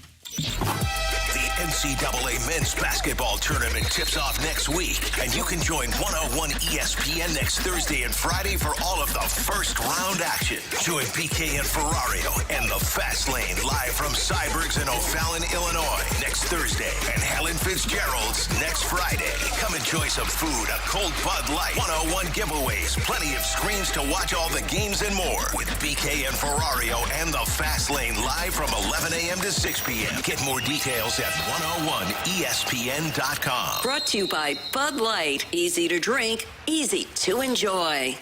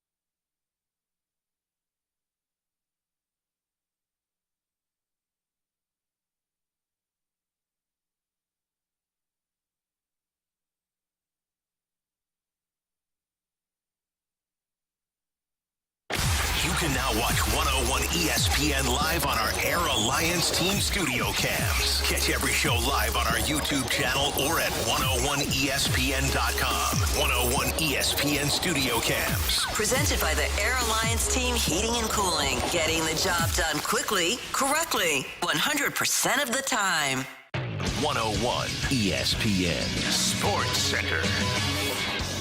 Redbird set for spring breakout. I'm Bradford Bruns, and this SportsCenter update is brought to you by Saliga Heating and Cooling. Next hour, Tink Hence and other Cardinals phenoms will take center stage against the Marlins. The exhibition, part of MLB's first ever spring breakout festivities. Mason Wynn and Victor Scott II are also on this afternoon's roster. Tonight, Steven Matz and more surefire big leaguers tussle with Miami as well. Minutes ago, the organization also confirming a 2-year contract extension for manager Ali Marmol. Concrete details and reaction to follow on BK and Ferrario and for throughout the rest of the afternoon. Pucks, the Blues return to the ice tomorrow. Minnesota pulls into town for a 7 p.m. puck drop on 101 ESPN. The Wild just defeated Anaheim 2-0, pushing that season point total to 73. This SportsCenter update was brought to you by Saliga Heating and Cooling, an independent American Standard heating and air conditioning dealer.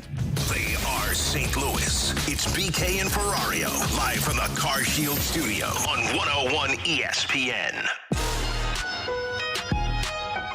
All right, so the Cardinals have announced a 2-year contract extension with Ollie Marmol. He is now meeting with the media along with John Mozeliak and Bill DeWitt Jr. down in Jupiter to explain why he has agreed to a 2-year contract extension. We will certainly pass along any of the news and notes as we get them here on BK and Ferrario. Josh Innes in for Alex today. We've got Bradford Bruns on the board for us. If you guys want to get involved, get your reaction on the news of the day that Oliver Marmol has been extended for 2 seasons, the place to do so is on the Mic Drop feature over on the 101 ESPN app.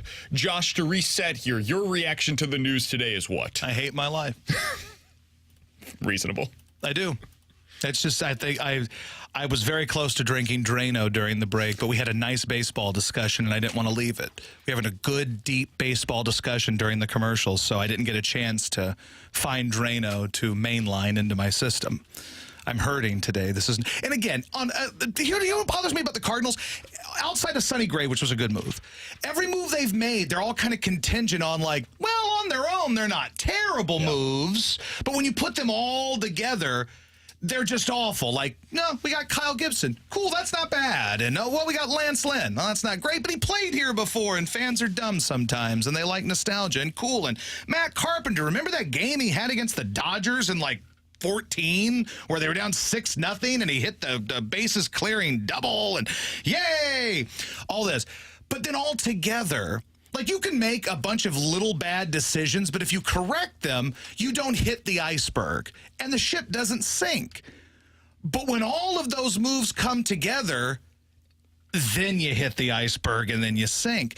And as I watch this, I'm just why?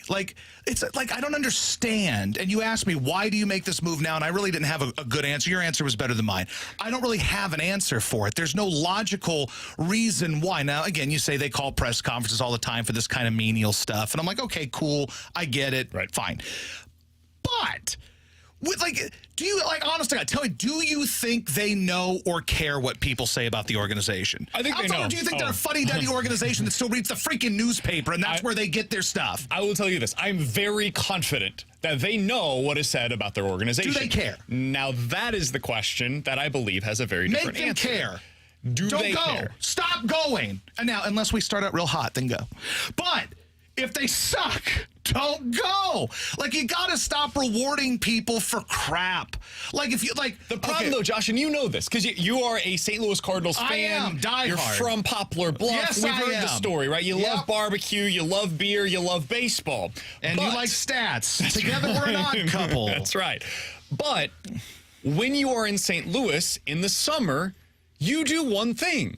You go to baseball games, man. That's true. Like, whether the team is good, the team is bad, the team is somewhere in the middle, it's what we do. And so that is where it gets really hard, is that is rewarding the organization potentially for bad behavior. Yeah, it's going to your dog after they poop on your floor and giving them a nice little pet. I love my dog. Right? Like, he's so cute. You don't want to reward that behavior, but guess what? I have to, because it's he's your cute. dog. Yeah. So this is what we do here in St. Louis. It is part of the culture. It is the fabric of our society here in the city. And it's even harder because the Cardinals are now like a dog that has wheels on its back legs instead. Like, it's not a vibrant 2-year-old dog. He's like, but it's 14. yours. It's all we got. And it's like, I love him, and he needs me now more than ever because, God, look and at when him. he He's walks crippled. through the doors, you just remember all of the good times that you had together, and that keeps you going. I remember the Pujols homer in 05, and my favorite moment of all time, the Edmonds homer in Game 6. God, so you've got the good moments. You've got the good memories. There are still some good times to be had, and you go out to the ballpark, and you're like, man, I still love my nachos. I still love my $10 Bud Light. Like, logic, BK. I love all of this.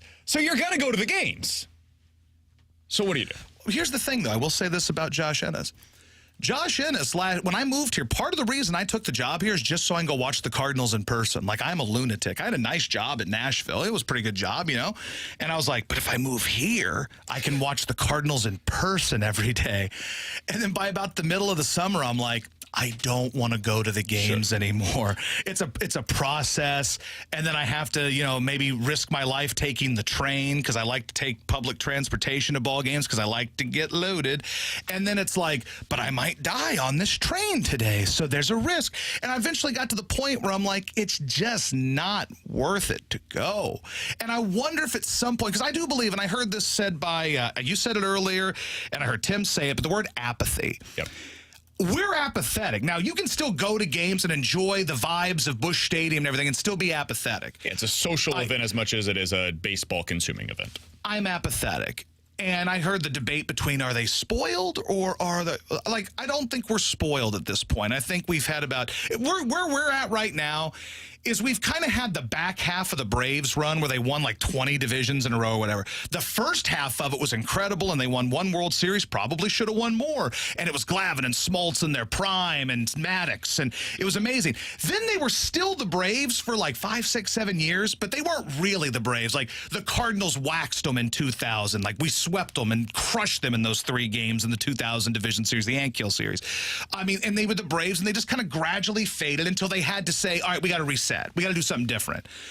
Are the Cardinals going to get to a point where they have to say, it's time that we have to do something different? Now, obviously not with the manager. They're keeping him, right? So at what point is it we have to have a complete overhaul of our way of thinking? And I don't know if that's selling the franchise, which is not impossible at this point.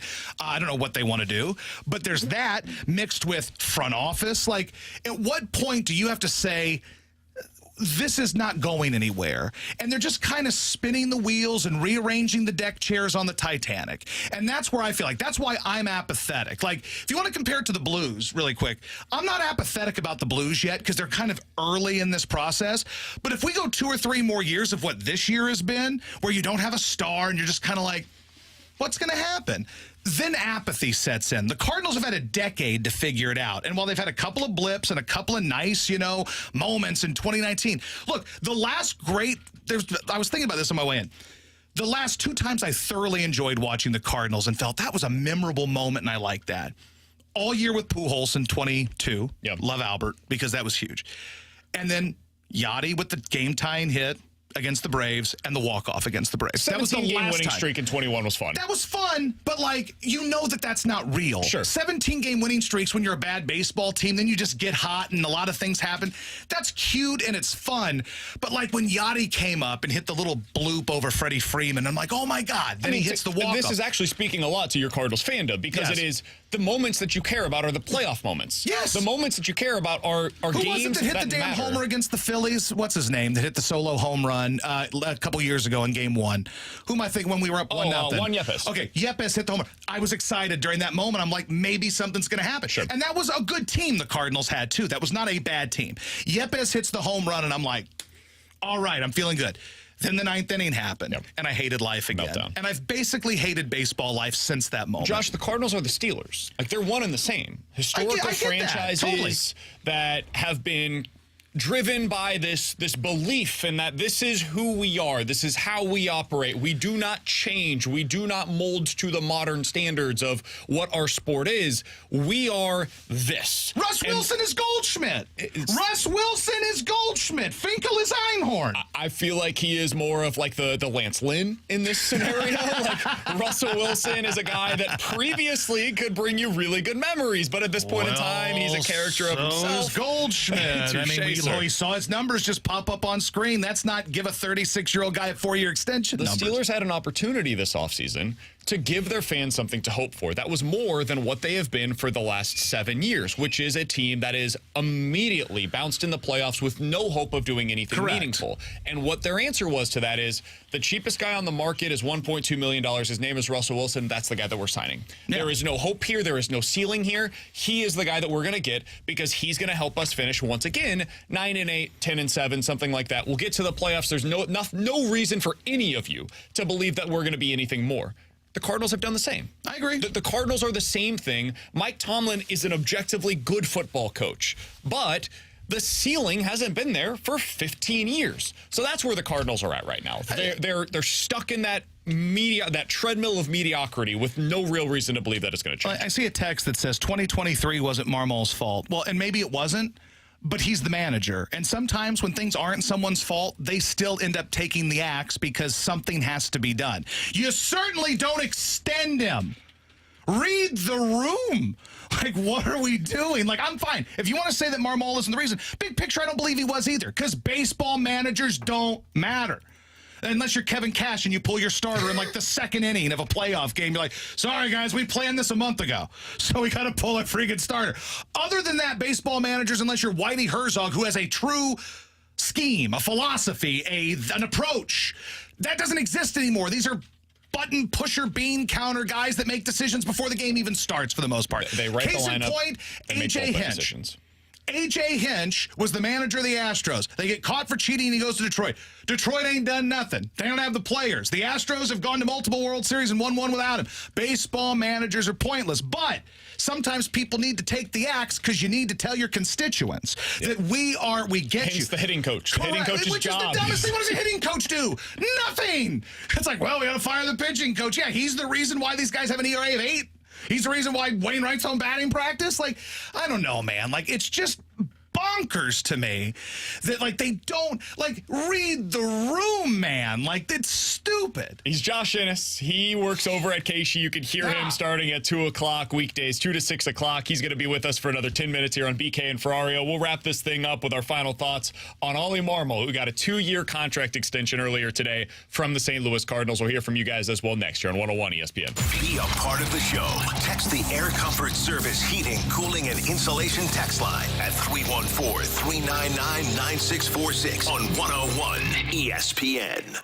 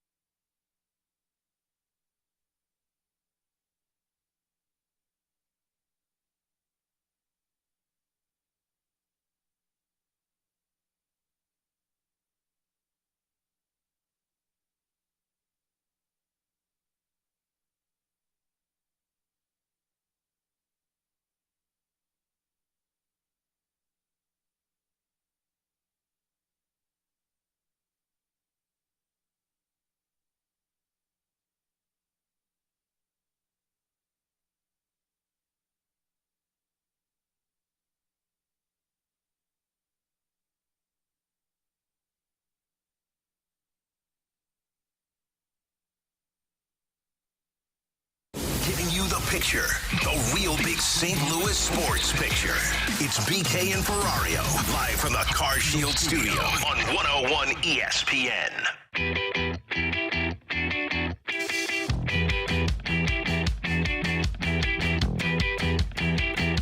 All right, so the big news today here in St. Louis is that Oliver Marmol has received a 2-year contract extension with the St. Louis Cardinals to be the manager in 2025 and 2026 beyond this upcoming season.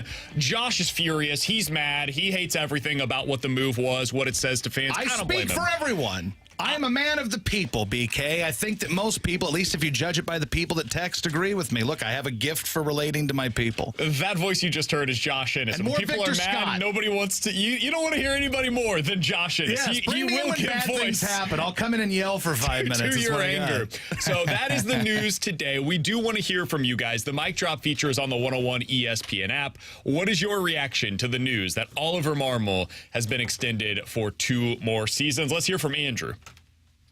Just wanted to kind of break this down for a second, figure out how this is happening. Now, has he been the manager for 2 years now, has underperformed 2 years in a row, has made people consistently unhappy in St. Louis, compared to, Mike Shildt, who took us to playoff game after playoff game, took us to almost took us to the World Series. And then he gets the axe because apparently the communication isn't great with upper management, but when it's not great with upper management, we're doing better than we were when it's better with upper management. All right, Josh, can we talk a little bit about Mike Shildt? I know you don't like him. Well, he's an old white guy. He doesn't seem like your kind of guy. It's not even necessarily that I don't like him. I think he's a pretty decent manager. Yep. I don't know that he's all that dissimilar from what Ollie is. Like, I don't know that their operating styles are all that different in terms of what the results are that they get. I think Mike Shildt, when he came in, he fixed the defense. And part of what he did to fix the defense was he got better players. Mm-hmm. That was a big part of what changed for Mike Shildt compared to what it was with Mike Matheny. Now, Ollie, in year 1, won 93 games for the St. Louis Cardinals. Mm-hmm. That was more than at any point Mike Shildt won with the St. Louis Cardinals. And then guess what? Ollie lost in the wild card the way that Mike Shildt lost in the wild card each of the 2 previous seasons with the Cardinals as well. Yes, 2019, Cardinals were better. They ended up going to the NLCS and then get swept out of the NLCS because they can't hit any of the Nationals pitching.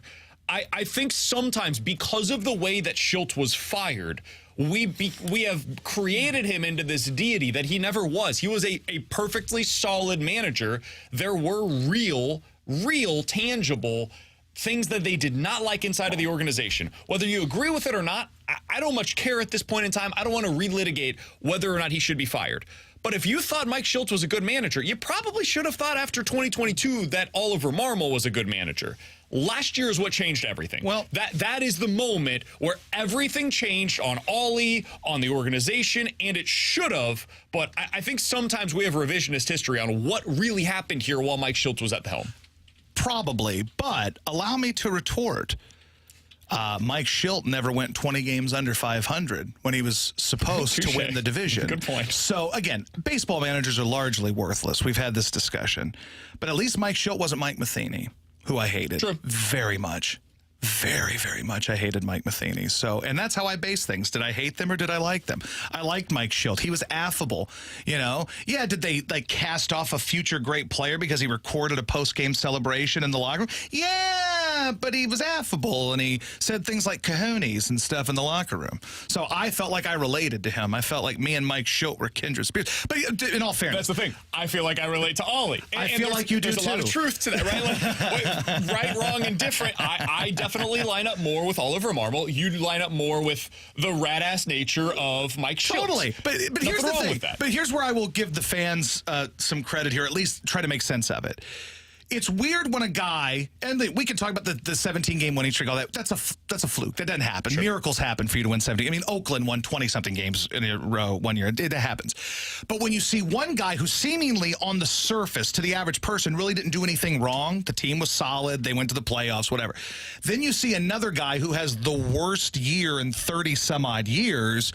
One guy gets an extension, one guy gets fired. The average person who's not as knee-deep into baseball prospectus as you might might be, he would go, this seems odd. That's a weird hierarchy or a weird way of rewarding people for a team where a guy seemingly does nothing wrong. There's obviously more beneath the surface. Yep. But 9 out of 10 people are not dude that breaks down baseball statistics and everything all day or knows the inside out. They have a job, they have a wife, they have kids, they listen to sports radio for 30 minutes a day, they read Bernie Miklasz, and that's that. So that's how they know things. So when someone does that, and you see one guy just got whacked and another guy had a horrible season and now he's being rewarded, it's hard to compute that or to make that make sense in your mind. And that's kind of how I think a lot of people operate. I think it's, once again, just like today is an unforced error in PR. That was another one where it was all cloak and dagger. We're not telling you why we fired Mike Shildt, but we want you to know Mike Shildt has been fired. He will no longer be the manager of the Cardinals. And if you ask any questions about it, we're just going to tell you that we're moving on. And that's it. That was part of the problem as to why people now have a revisionist history of who he is. I think that was almost like it was a sliding door moment for John Mozeliak. Because even people who up to that point thought Mo did an okay job, they were like, hold on, you're going to now go ahead and alienize this manager who had some success for you? For what? And then he didn't speak on it at all. All right, Oliver Marmol, by the way, was just talking with the media down in Jupiter. He told John Denton of MLB.com that the 2-year contract extension that he signed with the Cardinals to remain the manager of the team came together quickly. Quote, he met with Chairman Bill DeWitt Jr. and President of Baseball Operations Sean Mozeliak last night, and the group hammered out the specific within the next few hours. Why? But, like, again, back to the initial question from an hour ago. Yeah. Why? Why didn't it happen 5 months ago? Why did it happen today? What changed where you're like, boy, we got to lock this guy up. We hope someone's not coming to take him from us. The guy's coming off a 20 games under 500 season. Who wants him at this point? He's at the lowest he's ever been, unless you're the Cardinals and you bought low. I don't know if that's what you like. We think he's going to turn it around, so we're going to get him before we win 100 this year, and everybody wants him. Yeah, we're going to get him low. Also, Oliver or Marmol, and Victor Scott needs to play. I just want to make sure everybody knows how I feel about that. I just don't understand the timing of it. To me, reading between the lines, the only thing that this screams to me is the Cardinals know the first month of the season is going to go poorly for them because of the injuries in the outfield and because of the injury to Sonny Gray, and they want to get out in front of it. Whether it works or not, I'm with you, Josh. I don't think anybody's going to look at this contract and say to themselves, oh, now you can't fire Ollie Marmol. But what they will look at is if Victor Scott plays and he steals, 15 bases in the first month, and they're surprising people and they're fun to watch, and it's like watching Willie and Ozzie and everybody else, and you're like, yes, that's why we need this man. And usually I don't react this way about guys. I usually mock people that talk about hot prospects, and this guy's got to be that guy. Like I heard you talk about Wynn yesterday, and you're like, boy, he throws fast. Like, cool, does he hit? But like, and Walker, this guy could be great. Look, I am excited about Victor Scott. He has to play. That is the only thing that will make me feel any better after this really dark day in St. Louis Cardinals history is if Victor Scott, and I want it to be, I know that we're up against it here, but, so I think it might have been Hockman that posted the old Dow Maxville clip from the Cardinals video from '85 about Vince Coleman. Yep. And he said, Vince, we're going to have to send you back down when Willie's better. So he's like, no, sir, I'm going to be here the whole year. I hope that that's Victor Scott. I hope he comes up and makes it impossible, even if he's only hitting 200, 210, whatever. If he's getting on base and he's pilfering a couple bases and you're manufacturing runs, which is what baseball doesn't do enough anymore. Steal runs. That's what you need to do. Stop waiting on old-ass Goldschmidt to hit a 3-run homer, steal some bases, manufacture run. Give your crappy starting pitchers a couple of runs to work with early. Come on. As Josh Ennis, the voice of the people, you can hear him weekdays from 2 to 6 over on KSHE. Coming up next, Jeremy Rutherford steps in studio. We'll continue hearing from you guys as well. Some reaction to the news of the day. Oliver Marmol, 2-year contract extension here in St. Louis. March Mayhem is almost here. Selection Sunday is just a few days away, and all the madness of March is starting up next week on 101 ESPN. Who's making a run? What upsets await? Hear all the madness on 101 ESPN. Courtesy of AAA Home Services, your independent American Standard heating and air conditioning dealer. Visit AAASTL.com. And see the entire March Mayhem schedule now at 101ESPN.com.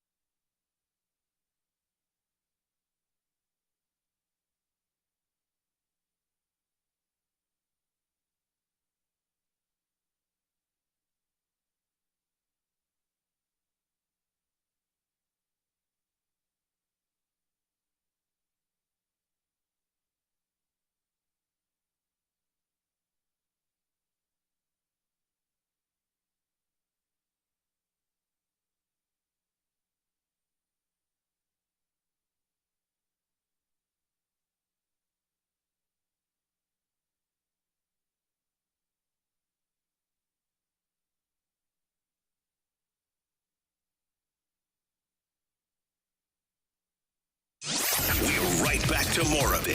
It's BK and Ferrario, live from the Car Shield studio on 101 ESPN.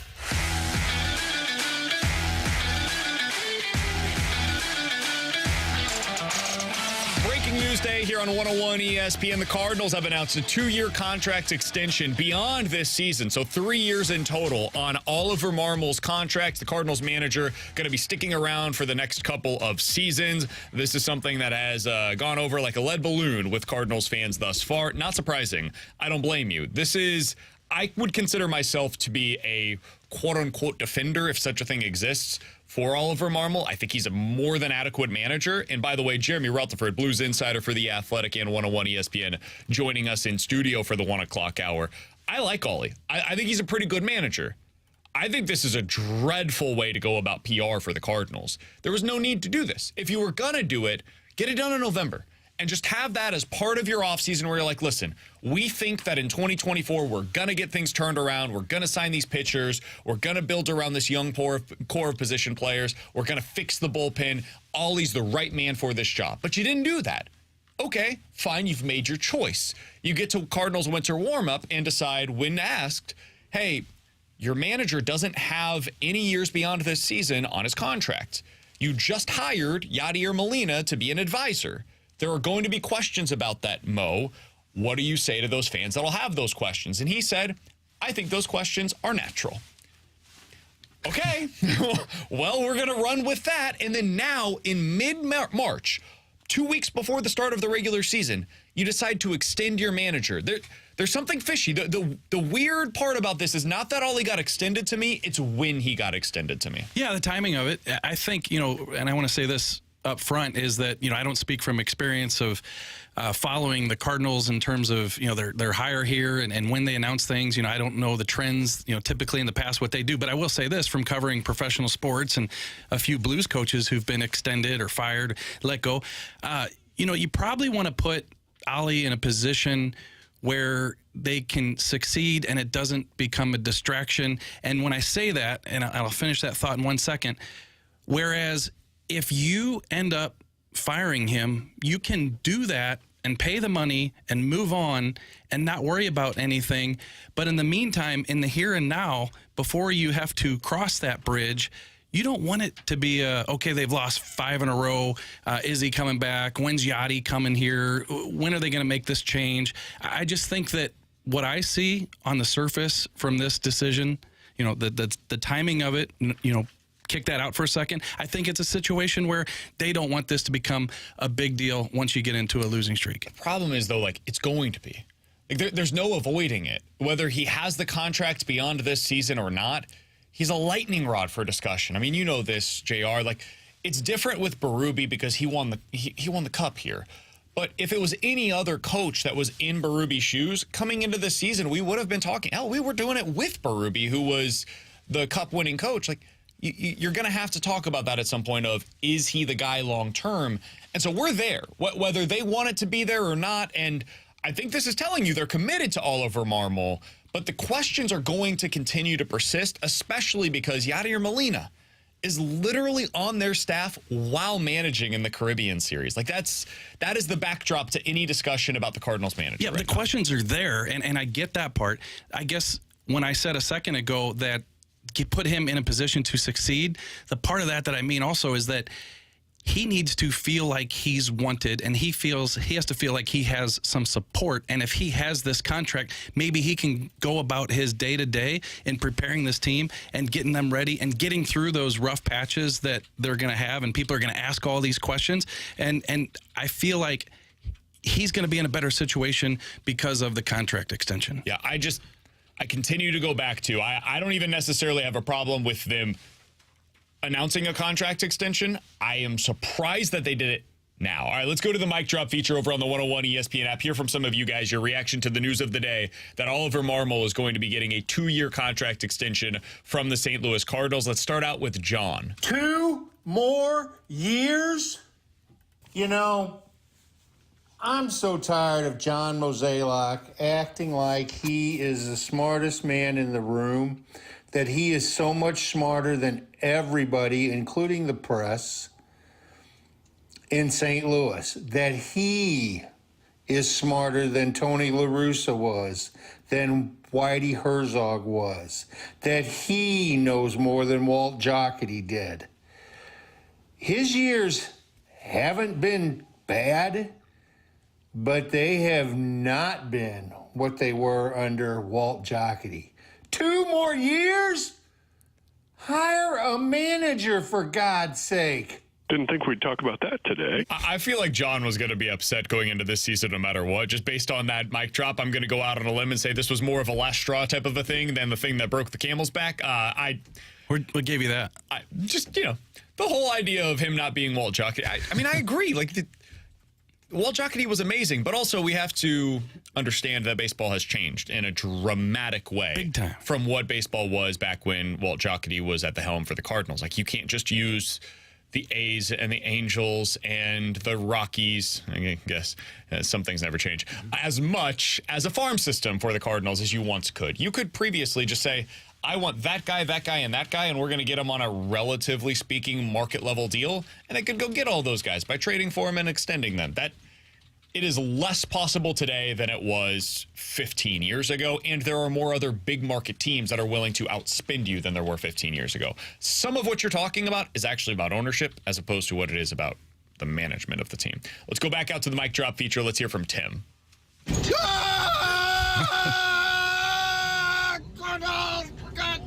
Dang it! Somebody sent an ambulance. I think that was actually Josh. That was Josh getting back onto the show after the 12 o'clock hour. He wanted to add a little bit more of his thoughts. All right, let's hear from Robert. Guys, I think the Cardinals have done lost their minds. Okay, you just had the worst season in Cardinals baseball history since 1990. It's been a long time. I don't know. I was born in 87, but still, this is a while ago. Why are you rewarding that? Especially when, he's quoted, Marmol is quoted as saying, yeah, I did not do a good job. We did not do a good job last year. And you know what? It's going to be a prove it or lose it year. And he knew that. And he said, if that's an uncomfortable thing, well, then the managerial spot, shouldn't be yours in the first place. Then he understands how it's supposed to work. Why are the Cardinals doing this? It makes zero sense. Why? That's what I'm confused by.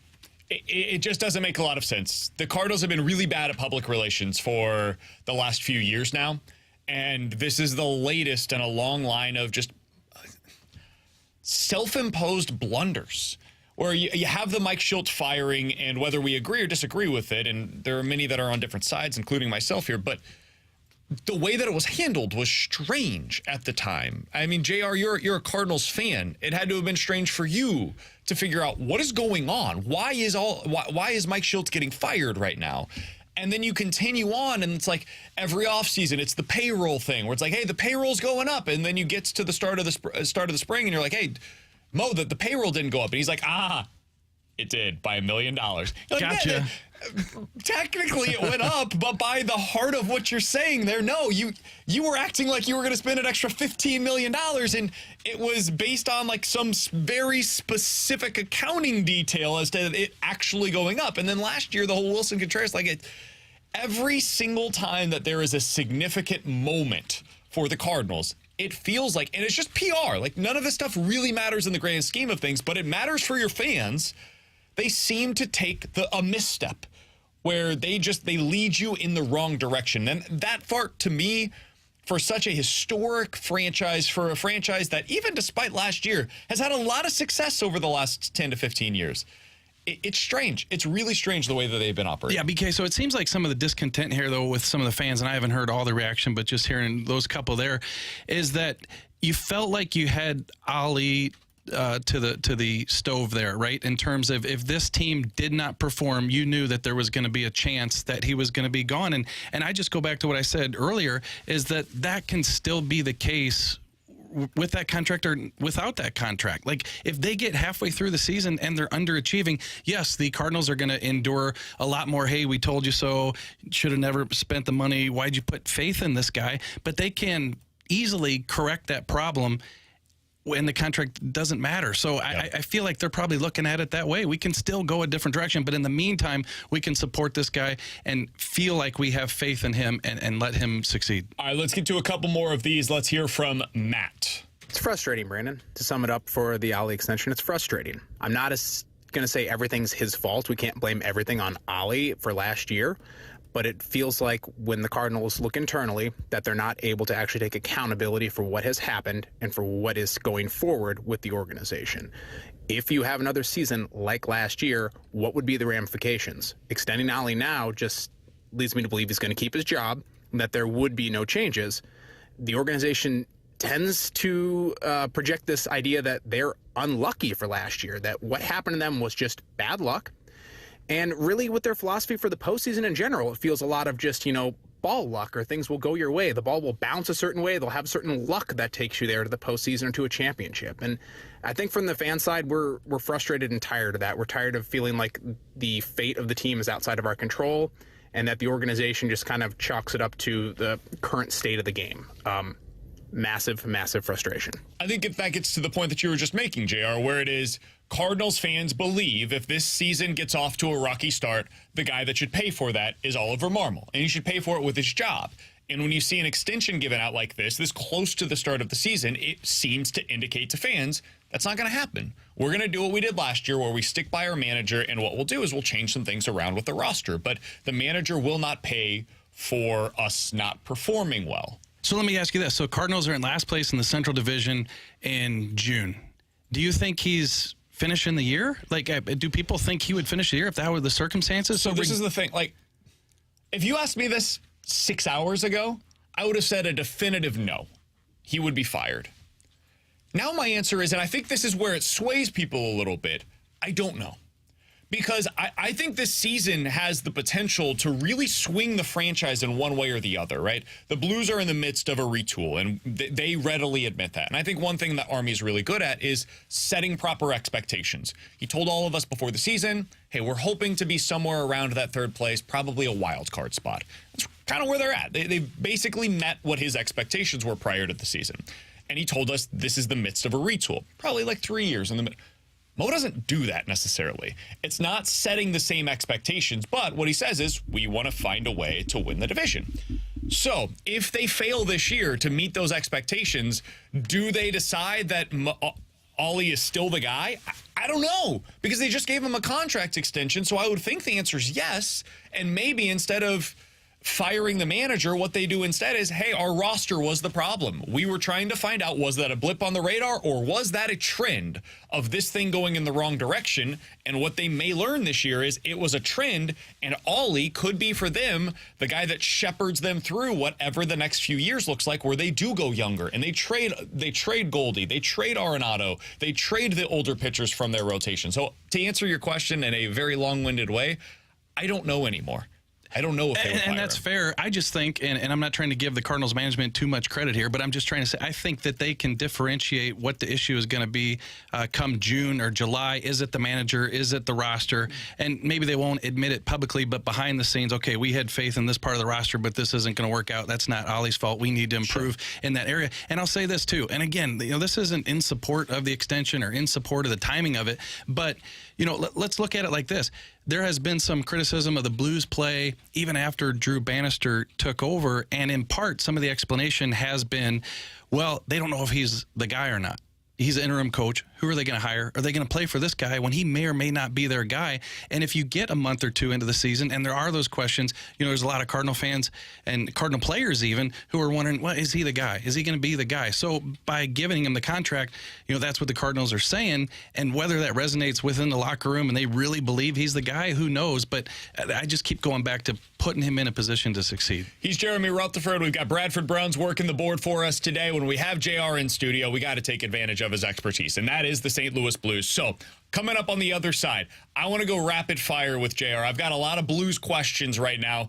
This team feels like they are trending in one direction or the other. The last game made me start to wonder, Could they actually pull this off? I'll ask JR about that coming up next here on 101 ESPN. Blues hockey can be heard exclusively on 101 ESPN. Get the info you need before and after every Blues game with the First Community pre- and post-game show driven by Clement Ford. And catch every Blues home game from the First Community Terrace. Bring out the Zamboni!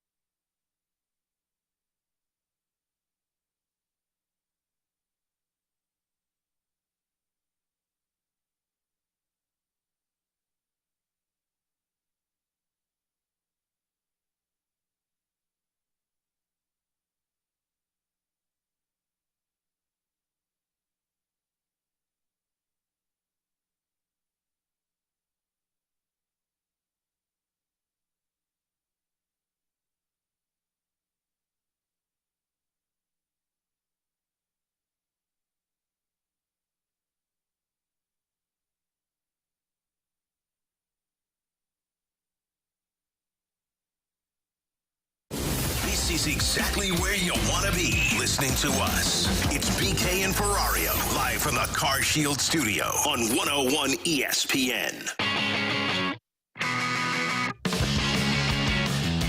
Jeremy Rutherford is one of the best insiders in the business. He writes about the St. Louis Blues over on The Athletic, and we are lucky to be able to have him in for the 1 o'clock hour today here on BK and Ferrario. Be sure to read his great work over at The Athletic. You'll be a better or more informed Blues fan accordingly. JR, we had the breaking news, so we had to get to the Ollie Marmol stuff, but I do want to talk to you a little bit about the Blues because they're in a really interesting spot right now. A team that I was completely out on right before the trade deadline has played back-to-back games where you wonder afterwards, like, is there something more here? And a lot of that is tied into the goaltending. Hofer, Binnington, back-to-back amazing performances. And some of it is, okay, you're getting better contributions from the third line here. I don't know how sustainable that is, but maybe they can get hot for a stretch of time. How much are you buying into what we have seen over the last 5 days or so? Yeah, that's the thing is how many times this year have we said, are we starting to see something that could be taking place here? And I think that's what, whets your appetite. You see him play well for a game or two. BK, I think I had it in a story a couple days ago. You had that 5-game winning streak, right? But then other than that, they've won 3 straight games twice, and I think they've won 2 straight about 4 times. Interesting. That's their winning streak this season. That's the amount of it right there. And then after that 5-game winning streak, it was straight downhill. So I think, to me, the difference between this time and the other times is that it's crunch time for the Blues right now. So we've talked about it before where, you win 3 in a row in November, December, January, you don't keep it going, you fall off.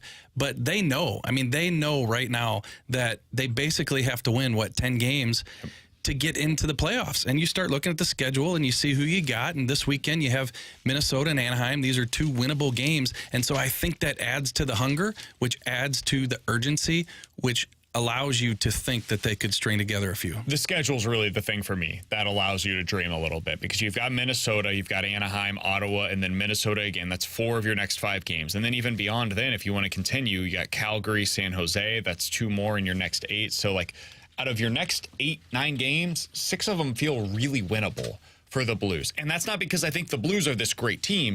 You're just going up against teams that are either similar or worse than you in this stretch of games. And if they can continue to get, and I heard you ask the question of Jordan Binnington after the game the other night, if you can continue to get this kind of goaltending, all right, people don't want to see Jordan Binnington in a playoff series. He's the one guy in this Western Conference, really, that you look at and you're like, man, he's done it before. I'm watching him do it right now. That does weird stuff. When you get into a series in the playoffs in Major League Baseball and you're going up against a team that maybe doesn't have a great offense, but they've got 3 stud starting pitchers at the front end of it. You're like, whew, don't want to see that, because that can make a weird 5-game series take place like that. And are you down 2-0, and then suddenly you're wondering what just happened to us? Benner can do that, man. Yep. He can save 40. He can have 40 saves in a game, and you leave, and you're wondering, how in the hell did we just lose that game? So that's the reason for belief right now.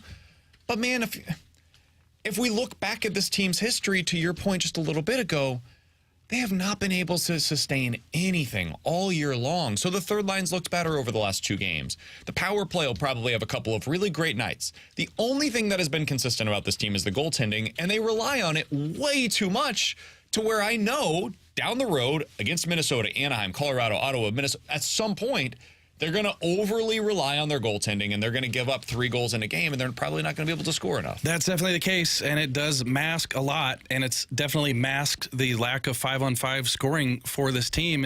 And look, if Binnington lets in 1 or 2 of those, which easily could happen with any goaltender in the league the other night against LA, you could be losing that one. So the couple things, if you're looking at the positive, it's definitely the goaltending, and then lately it's been the improved secondary scoring. Yep. And the ability to score 5-on-5. I think the number's up to 22 straight games that they have been outshot 5-on-5. That's not going to hold up. It's just not. Your goaltending can be all world, and that is not going to hold up, especially you get into the playoffs. People talk about fewer penalties being called. You rely on your power play less. That 5-on-5 scoring is going to have to be there. So, for the Blues to sneak into the playoffs and get to a point, BK, where Jordan Binnington can actually steal you a playoff. Remember, you have to get in there first, right? Before he can steal you anything, is they're going to have to get this continued secondary scoring and improved play from that third line that they've gotten recently. So I do want to look a little big picture. Jeremy Rutherford in studio with us for just about another 30 minutes or so here on BK and Ferrario.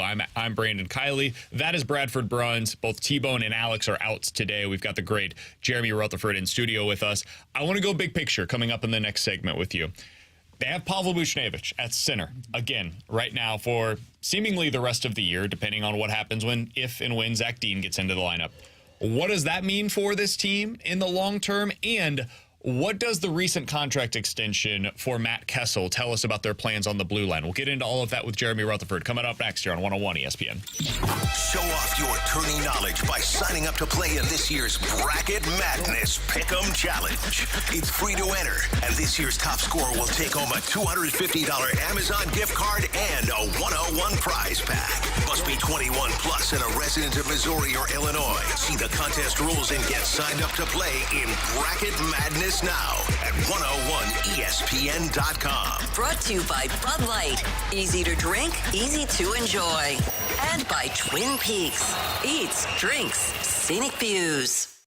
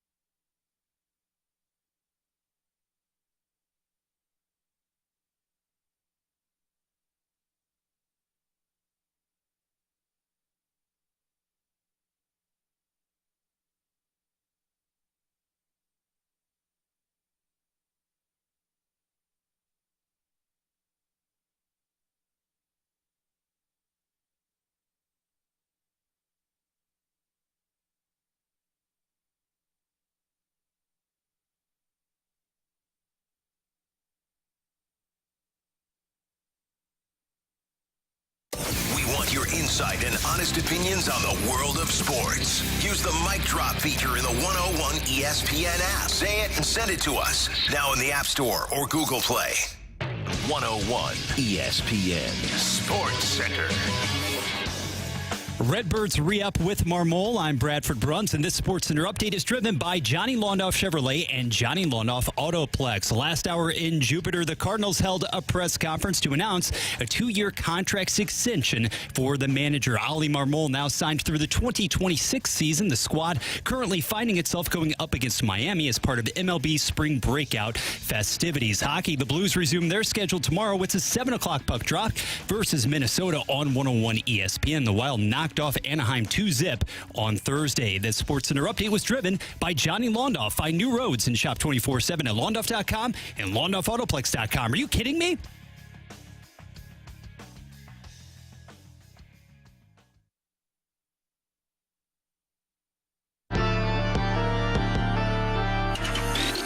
Bradford Bruns just said, the big news today here in St. Louis, Oli Marmol getting a 2-year contract extension to be the Cardinals manager. We had a lot of information on that throughout the show today. If you want to check out any of it, 101ESPN.com, the free 101 ESPN app is where you go to find it. It is all presented by Dobbs Tire and Auto Centers. By the way, you can always watch us on YouTube as well, youtube.com/101ESPN-STL. The studio cams are powered by the Air Alliance team. We do have Jeremy Rutherford in studio with us today, the Blues insider for The Athletic and 101 ESPN for the 1 o'clock hour. And I want to continue our conversation about the Blues by looking a little bit more big picture. Let's start out with the Booch conversation, because he was the headliner at the deadline. He was not dealt. He's on a essentially 1-year contract at this point. This summer, he will be eligible for a contract extension. Jerry's playing center right now. Again, we're back to where we were at this point last year.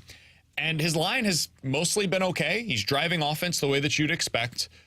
Is that something that the Blues wants to see with him? Is that just hey, we had to reconfigure the lines?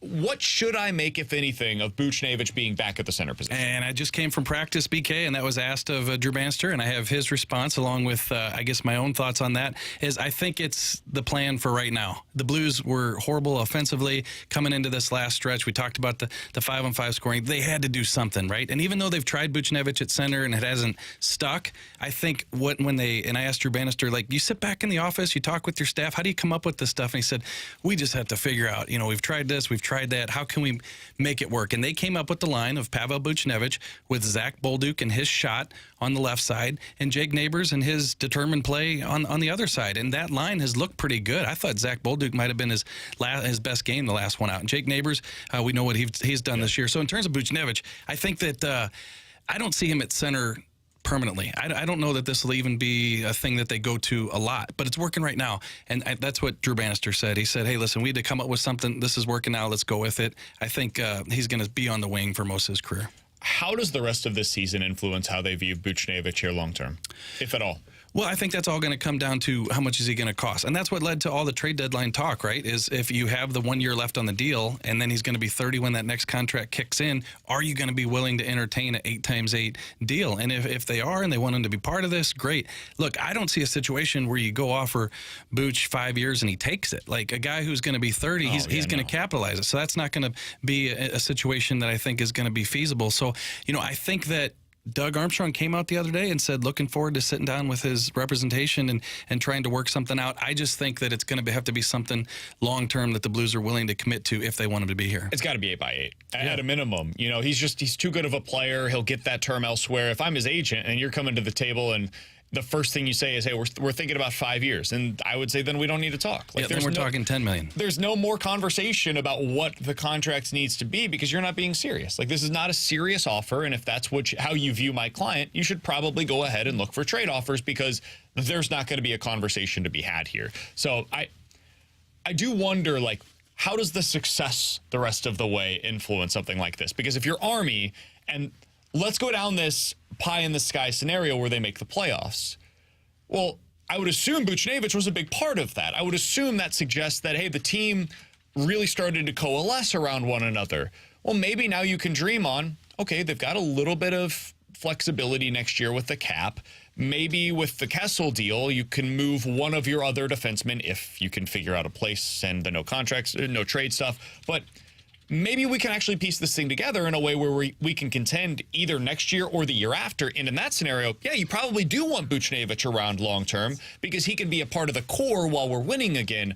I do wonder if that's part of what the decision will ultimately be going into the offseason is finding out what the rest of the season looks like. Exactly. Success-wise. And they have time on their side on that, because let's even say that you're going to trade Buchnevich before the contract expires. You have next year's trade deadline, and before that comes up, you're going to know what you were able to do this offseason with some of those contracts, like the defensive contract. So I do think that does play into it. Hey, what are we going to do with Buch? Well, we'll figure that out. We'd like him to stay, but at the very least, we can push it off until then, table it until then, and see what we can do with the rest of the roster. All right, JR, what's Matt Kessel? What is he? I think he's a sturdy, good young player who could have a long NHL career. And I think that what he's been able to prove in just 26 NHL games is phenomenal. You know, I remember talking to John Davidson years ago, and he said usually it takes about 300 games to find out what a player is. And that's not to say that we know everything about Matt Kessel right now, but here's what we do know, BK, is that I talked to Drew Bannister about this today. Matt Kessel put up a lot of points, was a power play guy in college. The Blues talked to him when he got here, and they said, we see you as a defensive guy who does PK. You could have a future if you accept that. And he did, and he worked on it. And BK, I see a player out there who's just physical, kills plays, and maybe not a transition guy, but he can get the puck going in the other direction. And I think that he's showing some maturity beyond his years with the way he's been able to come in and show that. So he gets rewarded 2 years, $800,000, great contract for the Blues. If they believe in him the way that you do right now, does that free them up this offseason to look to move a guy like Justin Falk potentially? So I look at it this way. I think that you get Matt Kessel in the fold, and if the worst case scenario is he's your third pairing right side guy, then that's a great situation to have him in there. If you can get into the offseason and you can come up with a trade that works for you, works for Falk, and maybe it's not Falk, maybe it's one of the other guys, and then they, reconfigure things defensively. But if it is the Justin Falk, I do think that it allows you to entertain that conversation. And that's not to say that you're going to trade Justin Falk, you're going to be able to, but I think Matt Kessel's play, coupled with where the Blues are right now. Like if you were going into a year next year where you're going to contend and you felt like you're a top 10 team in the league, I don't think you could count on Matt Kessel as a top 4 guy and say, hey, okay, we're fine in that department. But I think with where the Blues are at in this retool, you could make that move and feel comfortable. He's Jeremy Rutherford. You can find his fantastic work over on The Athletic. At JP Rutherford as well is where you find him on the tweet machine. Coming up next, 314-399-9646 is the Air Comfort Service text line. Normally we would do the BK and Ferrario Rewind. We'll go ahead and do it a little differently. We'll have Ask Us Anything. If you have any Blues questions, get them in on the text line right now. If you have any questions otherwise, I will take some of those as well. We'll do that coming up next on BK and Ferrario here on 101 ESPN. The Blues play on ESPN. The wait is over. Tomorrow, Blues and Wild. Pre-game at 6, puck drop at 7. Shoots, he scores! This is your exclusive home for Blues hockey. 101 ESPN.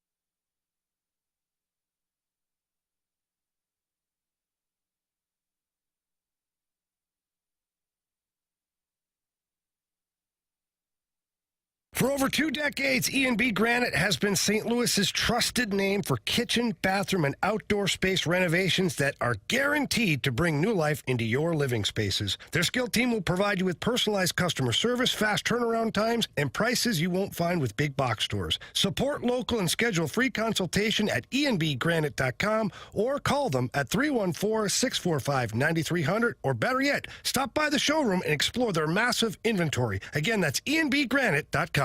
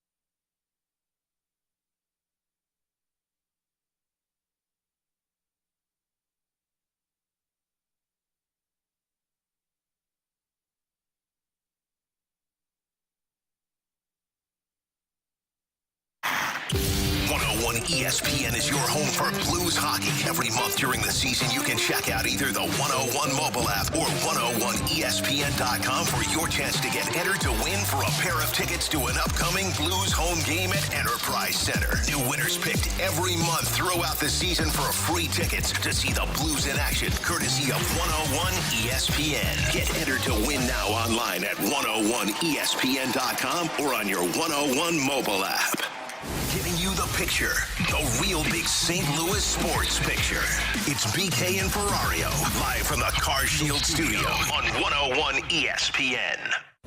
Let's run it back with the Daily Rewind on BK and Ferrario. Brought to you by Gloria Loom, your home sold guaranteed realty. Selling your home begins at GloriaHasTheBuyers.com. All right, let's get into an Ask Us Anything segment. Jeremy Rutherford, Blues insider for The Athletic, is in studio with us. I'll get to some of your questions from the text line here in just a moment. 314-399-9646 is the Air Comfort Service text line. But before we do that, I do want to pass along this quote from John Mozeliak, who's on MLB Network right now, talking to the broadcasters about Victor Scott. He was asked about Scott and said, quote, "He's an incredible player. I will say this. A year ago when I saw him in Peoria, I did not envision him having this big of a stride and having the success that he's having right now. Last year, he was more of a slap type of a hitter, and now he's getting leverage behind the ball, drilling the ball to all fields. Obviously, if he gets on base, it's a double or a triple because he's likely going to run." That sounds like a general manager or president of baseball operations that is very excited about what he has seen so far from Victor Scott, to say the least. That's honesty from Mo. What have you see? That? He does it all the time. What do you say? It's honesty, but it's also, I wonder what the follow-up question was from the broadcast and whether or not they said, "Hey, is he going to be on the opening day roster?" Because then you get the whole, "Oh, well, we don't know. We got to see. There's still 3 weeks left," all that different stuff. But that's the latest from John Mozeliak, who's on the MLB Network broadcast right now. Cardinals are participating in the breakout game over on MLB Network. All right. JR, let's get to some of these questions from the text line. 314-399-9646 is the Air Comfort Service text line. This one is the first one up. Does it appear to you that the Blues youth is a year ahead of where they thought it would be at this point? I don't think a year ahead. I still think it's going to take some time, even though we've seen some great play from some of these guys. And I don't know if you're including Jake Neighbors in that youth. I think definitely he's probably, sure. I don't know that he's necessarily ahead. I don't think they envisioned him contributing this way. I felt when I first saw him that he could be that type of player, and perhaps they did too. But in terms of his production, I don't know that they envisioned this year. In terms of the other guys, got a chance to look at Zach Bolduc, right? I think he looked good his last game. Talked to him today for a second. He said he's excited about the way his game's kind of trending up. And then you're going to see a guy like Kessel the rest of the season too. And I think that his play has surprised some people. So, in terms of being a year ahead of time, I suppose in the respect that they've played well, but it's still going to take some time. A little bit of NFL news to pass along. The Steelers are sending quarterback Kenny Pickett to the Philadelphia Eagles in what amounts to a pick swap. Pittsburgh signed Russell Wilson earlier in the offseason. Kenny Pickett has decided that he preferred to move on, so Kenny Pickett will be the new backup quarterback in Philadelphia. I got nothing on that. That's more than fair. I do find it interesting that Kenny Pickett is heading to the Eagles. I thought that might be another destination that you could see for Justin Fields. I wonder if Justin Fields now becomes an option again for the Pittsburgh Steelers, either in a backup role or a starting capacity with Russell Wilson. So there you go. That is the latest in the NFL. From the 314, JR, do you think that Jordan Bennington should be considered to be the MVP of the Blues this year? Yeah, definitely. And we actually answered that question at The Athletic a couple months ago, kind of a mid-season thing, and I gave it to Robert Thomas, and I think that Robert Thomas is definitely in that conversation. He's had a great season. We know he went to the All-Star game. He's projected for 90-plus points. He's taken that step that I think everybody is excited about, but I think if you had to give the MVP, it would have to go to Jordan Bennington, just with the times he's saved this team's bacon all season long. He's bought them time. That's the biggest thing for them, is it's like a really good starting pitcher who just gives your offense time to be able to get that run that they're looking for. He's been awesome this year. I totally agree. All right, JR, do you still think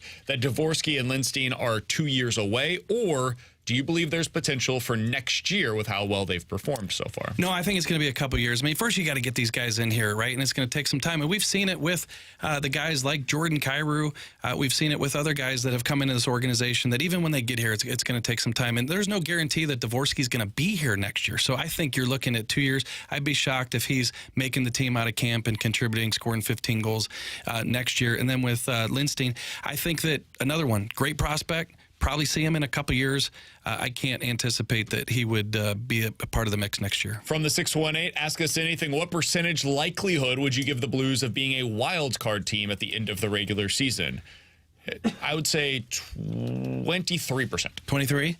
23%. Okay. Yeah, I would say, let's go 30%. I think there's a chance you're 6 points out. The schedule's a little bit in your favor. It seems like they've picked up the urgency, as we talked about earlier. I'm going to go a little bit more than you at 30%. All right. 314-399-9646 is the Air Comfort Service text line. JR, do you think that Jordan Kyrou will ever reach his full potential here in St. Louis? Yeah, it's always a tough question because I think it's there. I think that we've seen it before. I think that it does click at some point with a lot of players, not all of them, but it does click with some of them. And I think Jordan Kyrou is going to get to a point in his career where he realizes what he can be. And so, does it happen? Gosh, it's such a tough question to answer. But the talent's there. Everything's there. The need is there. The contract's there. Everything's there, BK. The Blues just need Jordan Kyrou to be there. All right, final one. JR, who is your favorite player on the Blues to watch? Just as a fan of hockey, who's your favorite Blues player right now to watch as they're on the ice? Well, I think Robert Thomas with the passing. You look from 300 feet where we sit up in the press box, and how did he see that? Eyes in the back of the head. You got to let me give you a couple, though. Please, Jake Neighbors, front of the net, just great. I tweeted the other day that even during the power play, when the puck's moving around the point, I'm watching him at the net front. It's just great. And then I'd say Colton Parayko skating the puck out of the zone. Those strides, just looks like a gazelle coming out of there. He's amazing. I would go Jake Neighbors as my favorite player to watch so far this season. Robert Thomas is amazing, but I just didn't see this. I didn't see this coming. I said before the season, hey, if you get 15 goals out of Jake Neighbors, it's been a success. Anything more than that is unbelievable, but 15 goals would be a huge success for a player as young as he is. The power play started working when they put Jake Neighbors in front of the net. The difference is as simple as, hey, Jake Neighbors, go park your ass in front of the net, and Oscar Sundqvist, you go do the same thing. And that's what opened it up. You've got all these different shooters, all of these great passers on this team, all this skill everywhere.